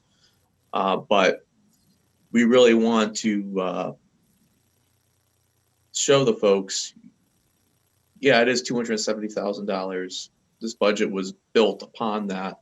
Not just this budget, but budgets before as well. And I think in time we could come to that. But I want to do it with caution. And that way, I think if the people could see that we're gradually getting to that point, I feel that they'd be at ease come their concerns moving forward. Well, putting it out there right now, you know, and I say it's an action item, but I think it's kind of like a loaded, we need to be able to understand how that structure is going to work starting now. I know we're meeting today, how the budget is being presented right now, but that's the feedback and observations. I don't disagree with what Jeff is saying at all, but we need to see what those impacts are. All right. I believe in order it is going to be Bev, then Tom, then Bob. Go ahead, Bev. I agree with Jeffrey. We have to either do it or not do it as far as the ambulance receipts go and the ambulance service. You can't have 1 foot in and 1 foot out. I wanted to ask Chief Dickey, you have all that hose. If you don't use it, does it spoil? I mean, you must have so much hose rolled up in these, you know, they put them in big round things. If you don't use it, do you lose it? That's all I wanted to know. Okay. Chief? NFPA has a shelf life for the hose, and it needs to test good. It's not like it degrades over years. If it tests good, it's good. Under the NFPA recommendations for its life of, I believe it's approximately 20 years. I don't remember the exact off the top of my head. It's not like it gets worse every year unless it fails. Thanks, Chief. Tom? Okay, thank you, Chairman Curry. I just wanted to kind of address something that Bob had brought up earlier as far as number of amount of equipment. Here in Templeton, they're really not that different. Being in charge of a neighboring community, I know that we have between 11 and 12 pieces of apparatus also. It's not unusual. A lot of times when you see, when we have our chiefs meetings and that, we'll talk about them to what we have available to help the neighboring community. The other night, you know, Templeton was in Winston with an engine. The following day, we were in Templeton with a brush truck to help out. As he said, they were in Phillipston with their ladder. Number of times, Phillipston's going to be in Templeton with 1 or 2 of their tankers or Royalston's hose reel. Unfortunately, the fire apparatus is always, it's higher priced than a lot of your EMS equipment, and a lot of your fire equipment has a shelf life to go with that expense. So Templeton's really not unusual when it comes to any of that equipment wise. I just wanted to try to give Bob that info. Okay. Speaking of Bob, go ahead, Bob. Yeah, hi. All right, I just wanted to update. I went back and found that page. It's page 230 Yeah, of I the put it up on the budget. screen when you said, when you called it up, I put it up on the screen. So Right. Looking at that page, if you look down about halfway down, you'll see it starting with Forestry 2. There's about listed as the cost per, if you add that up, it's about $3 million worth of equipment. And as you see, through the age and the estimated life, we only have, I believe it's 3 pieces that are within the estimated life. So if I understand what Chief Dickey stated, is that the reason, one of the reasons anyway, for the my considering excessive equipment was the 2 stations. Maybe we need to seriously take a look into accommodating a 1 station centrally located before we go about funding an additional $3 million worth of equipment to replace for that reason. It just seems like, you know, on this right here, if you look at the page, the 3 that are within their time frame are about 1.7 of that. So we right now have, you know, 1.3, $1.4 million worth of equipment that's outside its estimated life. on the fire department.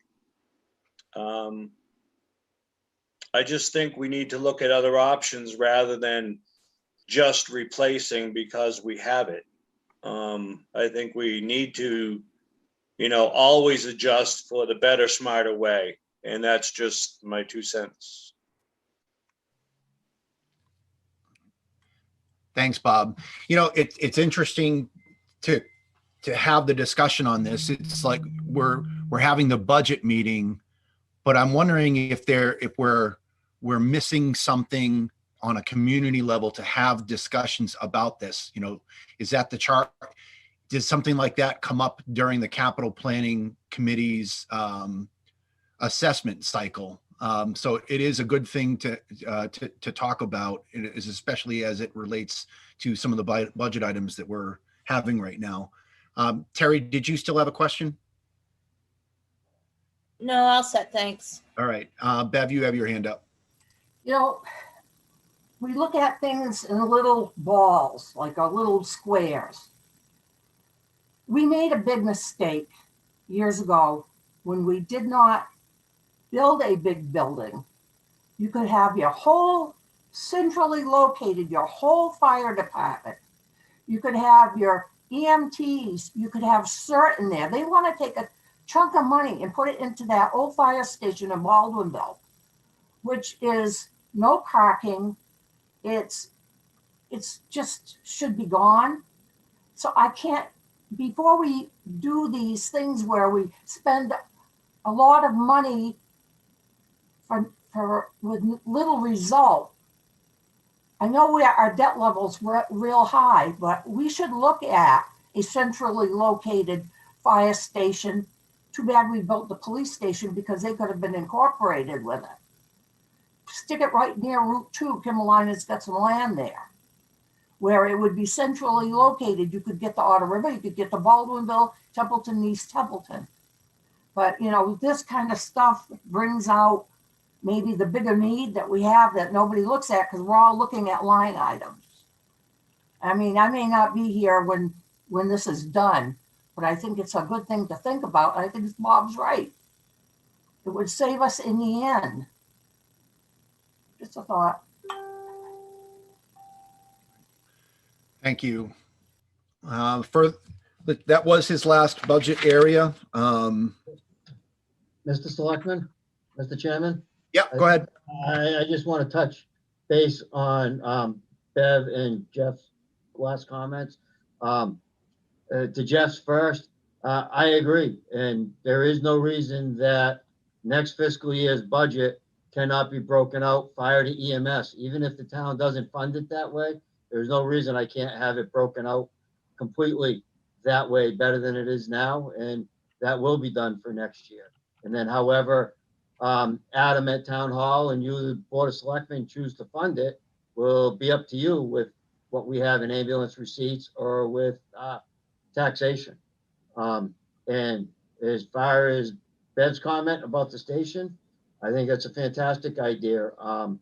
That study that was done had a lot of good ideas in it, not just emerging or using the same resources and sharing with Phillipson, but it had a lot of good comments about what the fire department has and what its needs are.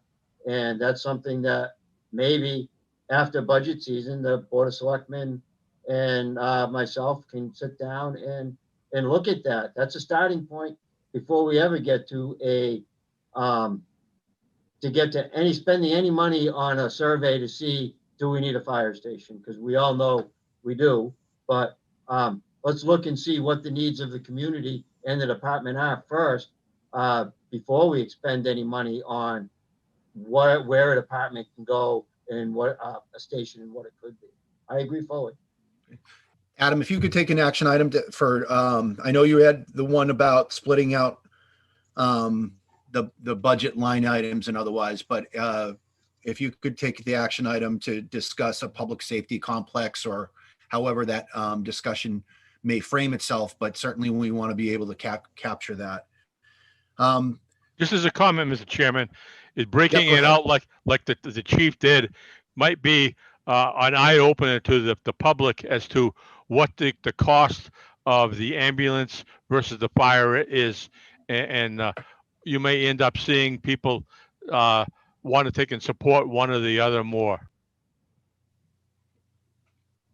Thanks, Will. Go ahead, Bob. Just wanted to say that to the chief that I do appreciate how he broke out his budget this year. It was, let's say there was more detail in it, and I do appreciate that. It's much better to look at, and it did. By looking at it, it did change, let's say, my perspective on the funding and financing of the whole package. So thank you, Chief. You're welcome. I think the chief's been here the longest so far. All right, let's move on from fire. Chief Dickey, thank you very much for your presentation today, and of course everything that you do for the community, you and your staff. Thank you very much. Thank you, everybody. Thanks, Chief. Thank you. All right, folks, we're I don't want to frame it as we're running behind because I want everybody to have their opportunity. But the only reason I say we're running behind is if we have people following at home to figure out where we are in our schedule. Where their next up is Lori Witta with Development Services. I know that Bob McDonald's on with us. We'll have to take Lori will be able to get through her entire her presentation. We'll have to figure out where we stand about lunch and doing a lunch break after her presentation. But I just want to let people know as they're following along on YouTube and our TCTV Channel 8. Lori, how are you this morning? Well, I can still say good morning, so that's good. Exactly.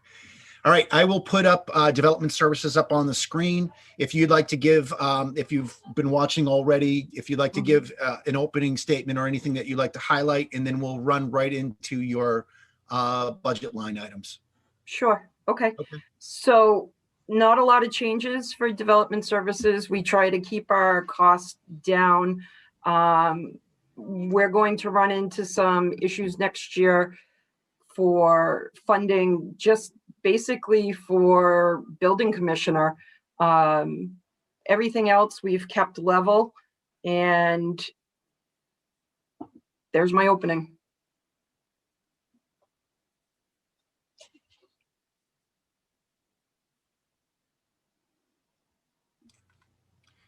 All right, yeah, I just paused really briefly on the makeup of the Development Services, if everyone can see that.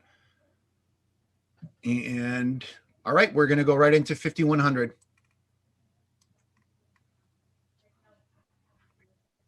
The only thing that's really changed is my request for the building commissioner.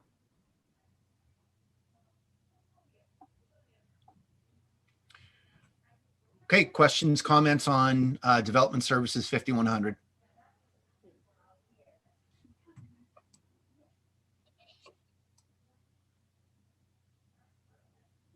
Lori, can you elaborate on the change that you made for the building commissioner for folks that are watching? Absolutely. And not to be wise, but you may have noticed that there are a few houses going up in Templeton. That trend has not only continued, but has increased. And on the horizon are 3 developments that are being talked about: Stevens Way, off Brooks Road through to Baldwinville Road, and another one on Baldwinville Road that's being looked at for 55 plus.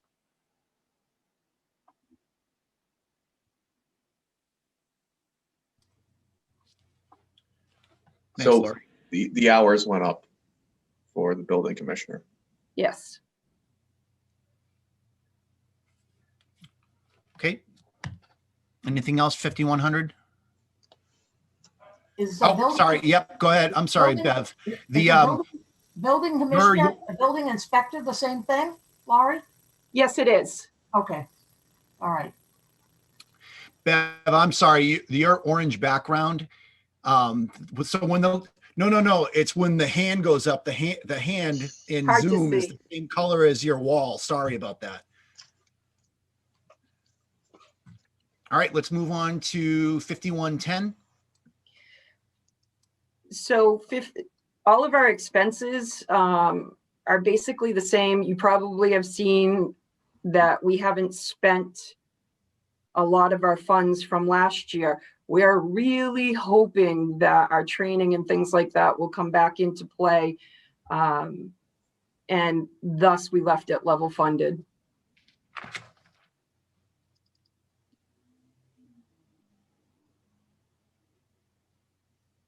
Questions 5110. All right, seeing none, we're going to move on to 5200. Purchase of services, mostly we need it for our dues that we pay for our continued education. The landfill has to be mowed twice a year. All of that is pretty much the same. Sealer of weights and measures, that stayed the same. Not a lot of change. Okay, questions, comments, 5200. Seems like people like Lori's budget. Bev, go ahead. Lori, do we have anyone that keeps an eye on that area up there where where they were going to dump the sludge? Yes, who I monitors do. that? You do? I do. Oh, good girl. All right, just checking. Thank you. Welcome. I have to tell you, she's my girl. And she has worked really, really hard this year. And Thanks, I Bev. was a Board of Health agent, Board of Health member at one time, so I know. Completely agreed, Bev, 100%. All right, let's move on to 5400. So with postage, I know it looks like we spend a lot on postage, but most of what we do, when we do have to send something out, we're required to send it out certified. And that's like $6.50 a pop. So that's where you'll see most of our postage. We use a lot of paper. I can't, paper and ink. And Laura, you're saying that's because it's required that you use paper. It's not like getting a notice of a credit card company to say, hey, can we go paperless? This is statutorily, it's par for the course. Now, I do have a question. Bev had brought it up in the beginning of earlier this morning, talking about supplies. You don't have a line item per se that says, generic supplies, whether it's, well, you have it under planning. Are you able to, do you feel that like the development service is able to pool their needs with other offices in town hall? I think if you had one person controlling it, not me, yeah, we could probably do supplies very, I don't know where you would put them, but yeah. Okay. Okay. Any other questions? 5400. All right, moving to 5700. I believe you got your Escalade for this year. I just want something that,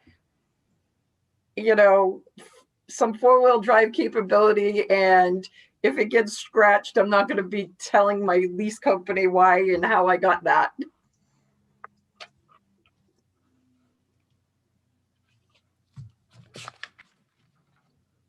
That was good. All right.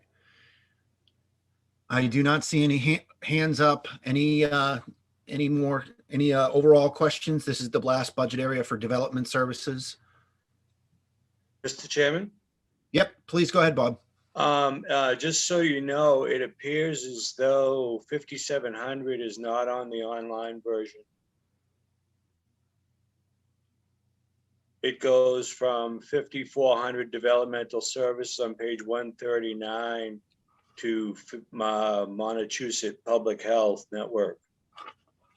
Yeah, if I could jump in, what happened there was when we were copying it, it must have fell off because I remember that page. We could just upload it. Yep, just letting you know.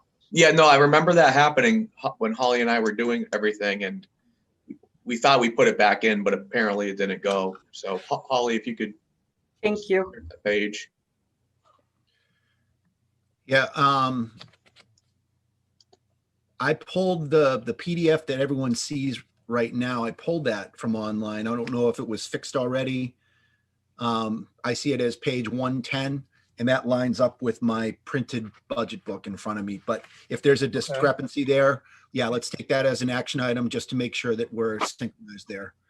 And you know how I remember that is because it messed up all the page numbers. Okay. So that was a big thing.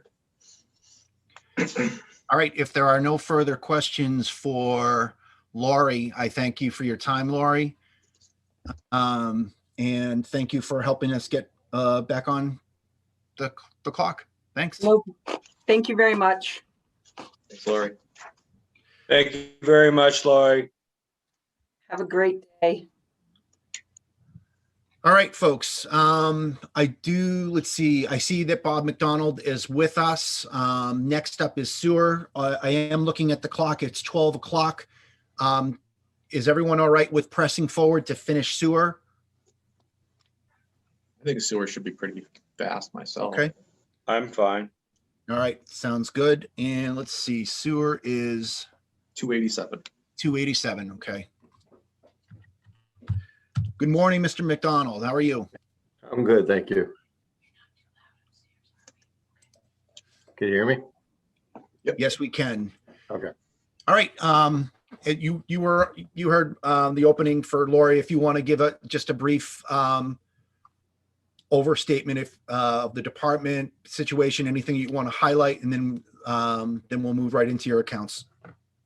The last year's been great. I've had a really good time working with these guys. We've done a lot of renovation on the plant itself. We've probably, I bet you I bought, about 150 gallons of paint between painting the exterior of the buildings and prepping them.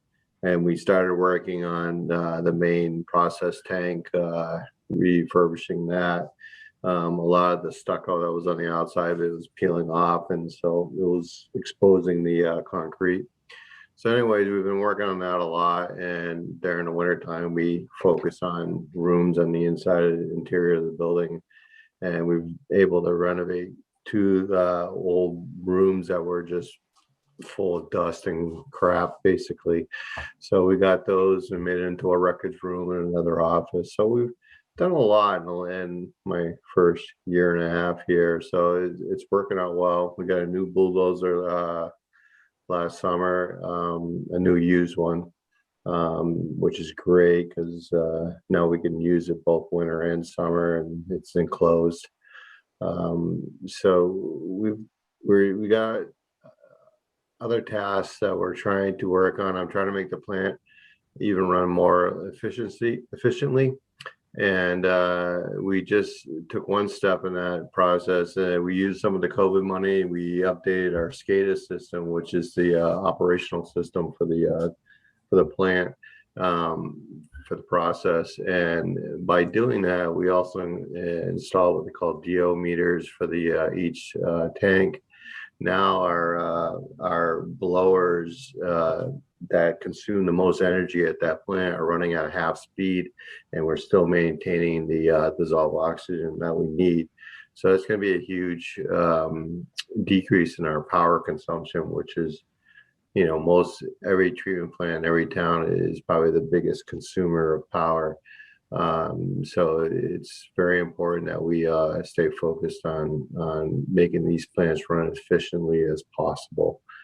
But otherwise, we're still working on the infrastructure is still old in that old plant, and we're still working on it to upgrade and to basically just try to get another 15-20 years out of these buildings before anything major has to happen to them.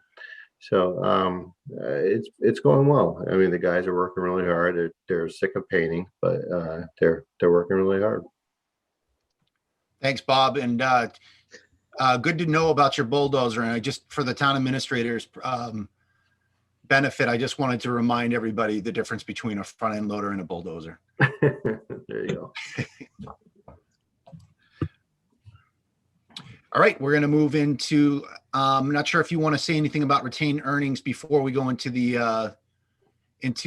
actual sub accounts. Did anyone have any questions on the retained earnings page in your budget book? Can I make a comment on it? Sure.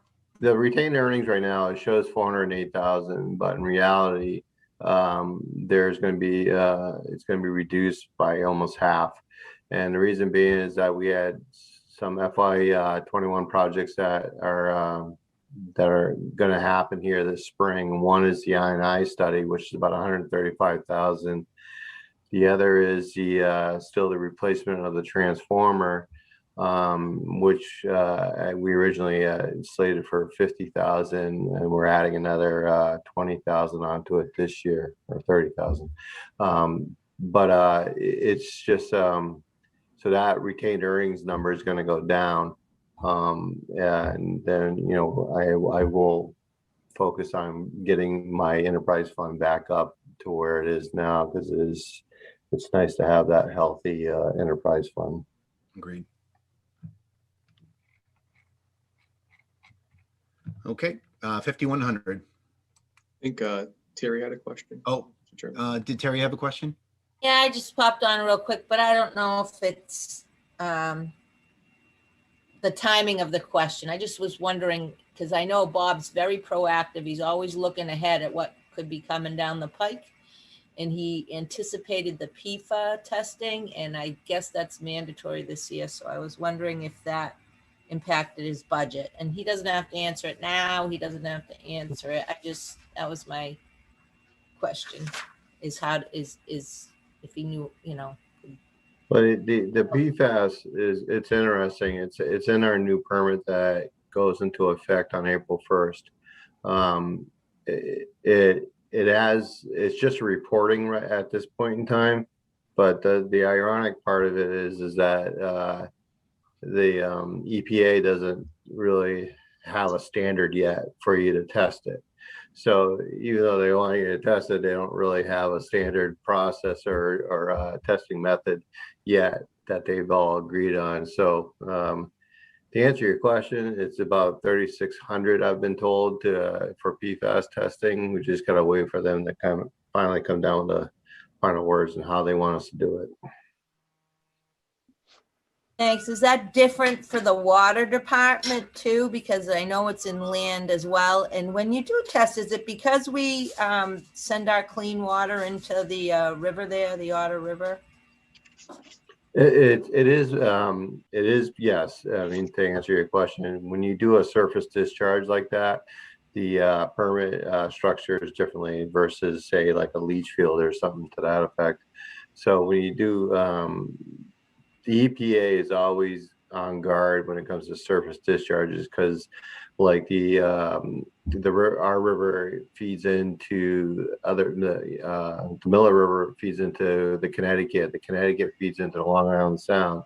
The Long Island Sound is being inundated with algae blooms because of all the nitrogen and PFAS. So Long Island Sound may be 150 miles away, but it's still, that's how far up the road they look at all these plants to test these for these chemicals.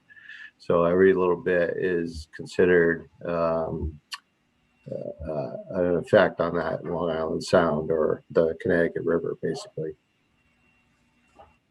Thank you. Right. Thanks, Bob. I'm on the 5100. It's pretty much the 5100 is pretty because it is a union shop. And there is a new union contract, so pretty much most of the salary increases are in line with the new union rates. Only the superintendent and the administrative assistant are not part, actually, yeah, I don't think the administrative assistant is part of the union. But anyways, those two are, I just did like a 2% increase, and but the rest of it is pretty much standard. The sewer commissioners, I increased their yearly intake by $1,000. They haven't had an increase in quite some time. And to be honest with you, those guys are pretty good to work with, and they put in a good effort, and they're always there. And so I really appreciate their support and their help. Okay, Bob, we've got a question from Mr. May. Yeah, hi. I hope I'm not just like losing my mind here. But it looks like, am I wrong that the pay week is 52.8? Yeah, that's what I was told by accounting. That's what you were told. Okay. Yep. Okay, very good. That's the number of weeks per year. Yes. Yep. Yep, Okay. I get it. I thought I saw 5 point something else on somebody else's, but Yeah. my error. Thank you, Bob. Yep. Okay, any further questions, 5100? All right, moving on to 5110. 5110 is pretty straightforward. You have uniforms and training licenses. A lot of that has to do, the uniforms are part of the union contract. And we, as part of the union contract, the dues and training and licenses fees are paid by the town.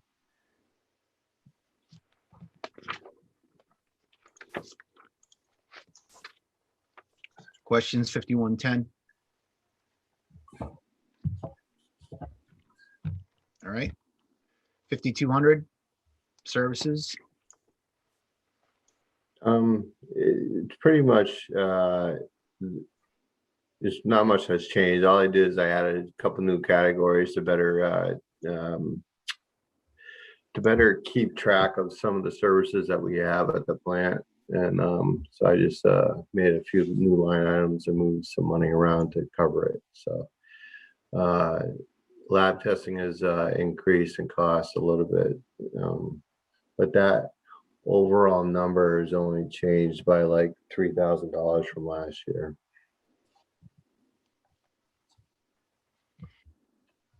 Bob, on where I see it says one, office contracts, RICO, are you on your own copier printer contract, or are you on the towns? It's on the towns, and we just got the notice that they're changing contractors, if I'm not mistaken. Yeah, Toshiba. Yeah. So we just gotta make sure, which is unfortunate because we had to upgrade our RICO in order to fax out things, and so we had to pay for a kind of an expensive part on it, but it's life. But we just got to make sure we get the new machine is capable of doing what we need it to do. That's all. Okay. All right. Any other questions? 5200. 5400.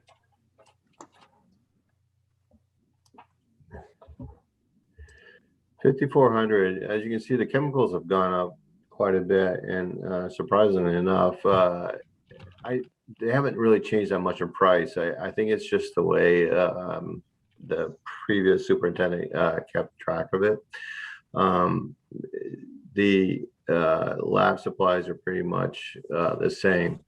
The overall budget for 5,400 is actually about 40,000 less than last year, and that's because I try to reduce some of our services that are going out, and we've had a significant increase in our intergovernmental and also salaries. So I try to reduce in some other areas, and so I took some money out of 5,400.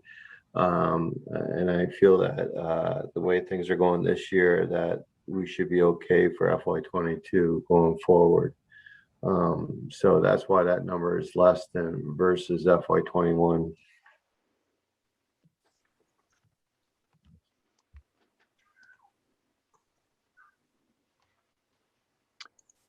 Okay, any questions for Bob on 5,400? All right, let's move on to 5,600. 5,600, we had the reason for, like, we had one sewer rate increase last year because of the Pleasant Street pump station came into fruition as far as our payments go. And on top of that, we are now paying an additional $50,000 to Gardner for their reimbursement for their treatment plant upgrades that they did. So that's an 8-year payback plan with them, and so that why that number has gone up from the previous year. There is one coming off the books, is Otter River extension, and I think that's within 2 years that's coming off the books. So the way that the Worcester County retirement and the benefits as far as medical goes, those are always fluctuating, and I think they went up just a little bit this year, so it's not too bad. So Okay. Bob, is this your first budget year or second budget year here in the my town? second. Yeah. Okay. And it's working all right for you? Yeah, it's been good. Yeah. Good. So I just made, I make some changes on how I track things, and that's what I did more of this year, so that I have a better understanding where we're spending some of our money. And so I made those changes this year just so I can get a better handle on that part of it. Great. Okay, we got a question from Kelly. Hi, Kelly. Nope, Kelly, you're still on mute. It's not necessarily a question, but I just wanted to let you know how proactive Bob is with the budget. It's just such a marked improvement, and just wanted to give him kudos for that. Working with the sewer department and their budget and everything is just amazingly different, and just wanted to let you know that. Absolutely. Thanks, Kelly. I like your tan, by the way. Oh, thank you. We were at the beach yesterday. That's good. Thanks, Kelly. Bev, you're next. In general, not so much for him, but kind of, it hit me. We should need to look at the OPEB at the end of all this and see where we are, because I can't remember, but I think we were supposed to have a lot of that paid up in the future. And I see he's got his payment here. So that's just something we need to put on a list somewhere. Yeah, Bev, I think we're actually, Okay. that's scheduled for this afternoon. Okay, good. Correct, Adam? The insurance and benefits. Yep. Okay. All right. Let's move on to his 5,700. Bob, this is your last account with us this morning. Like we said, the plant transformer, we had a $50,000 budget for it in FY21. Since then, as we got into the project, we had to hire an engineering firm to come in and do some engineering of it. It's a very it's an intense type of job to do, because there's so much power there, and so you're dealing with the power company, and we got electricians, and so we decided to bring in an engineering company to make sure that we cross our T's and dot our I's before we start playing with that kind of power. And so that created another $15,000 to $20,000 cost on top of the project. But on the other hand, I feel that is probably the safest and best way to go about this. That transformer if you guys remember, only half the transformer works, and fortunately that's enough to run the plant now because it's smaller than it was prior. But it's on serious borrowed time. So we're hoping this spring to finally finish up that project. The water recirc pump system it was upgraded in the 2006 upgrade, but unfortunately it probably wasn't engineered the way, or maybe something has changed since then, but it's not providing enough water, enough pressure to run our press and to basically try to do a few other things. So we need to upgrade it to a larger pump system and change some piping around. So that's why that number is in there. So that's it.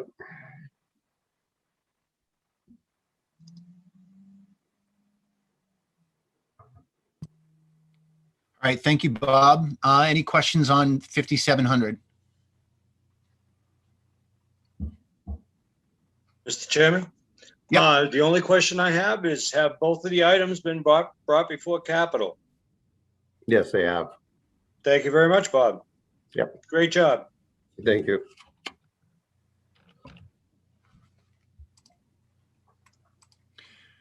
All right, if there are no further questions for Bob, then that concludes the not only sewer, but the AM portion of our budget meeting or budget workshop. Thank you very much, Bob. Appreciate you. Enjoy your lunch. All right, folks, we are, it's almost 12:30. I think Holly might've sent out, I don't see anyone else on the meeting that was programmed for 12:30, but I think Holly is going to send out a note that we are going to take lunch from 12:30 to 1 p.m. Yep, I got a thumbs up from Holly. TCTV informs me that the meeting will continue while we're taking a quick break. I will put the slide up that says that we're on lunch from 12:30 to 1 p.m. We will reconvene at 1 p.m. and that will start back up our administration and finance team. Before we break for lunch, actually, you're going to get you'll get about a 35-minute lunch. Any feedback from this morning or any comments before we take a brief recess for lunch? I have something about the OPEB liability. I think Bev asked.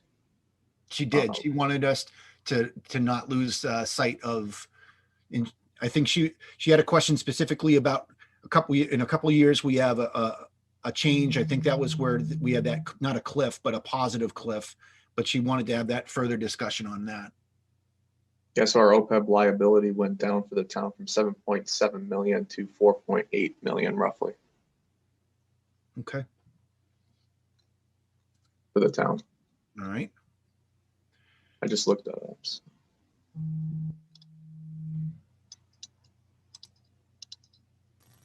Thank you, Adam. You're welcome. I remember when we opened the account and we had no money to put in it for years, literally. That was scary. It's good news considering we're still going after the retirement front. So until that unfunded liability drops off. All right, folks, a well-deserved lunch break. We will, if you could make sure when you walk away from your computer that your microphones are on mute. You probably turn off your video as well.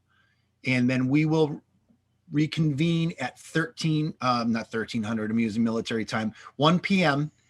And if you want to join 5 minutes, couple minutes early, just to make sure that we've got a roll call and we're ready to go. I think that's about it, and see everyone at 1 p.m. And I will, Steve, I will put that up there. Let's see, from current slide.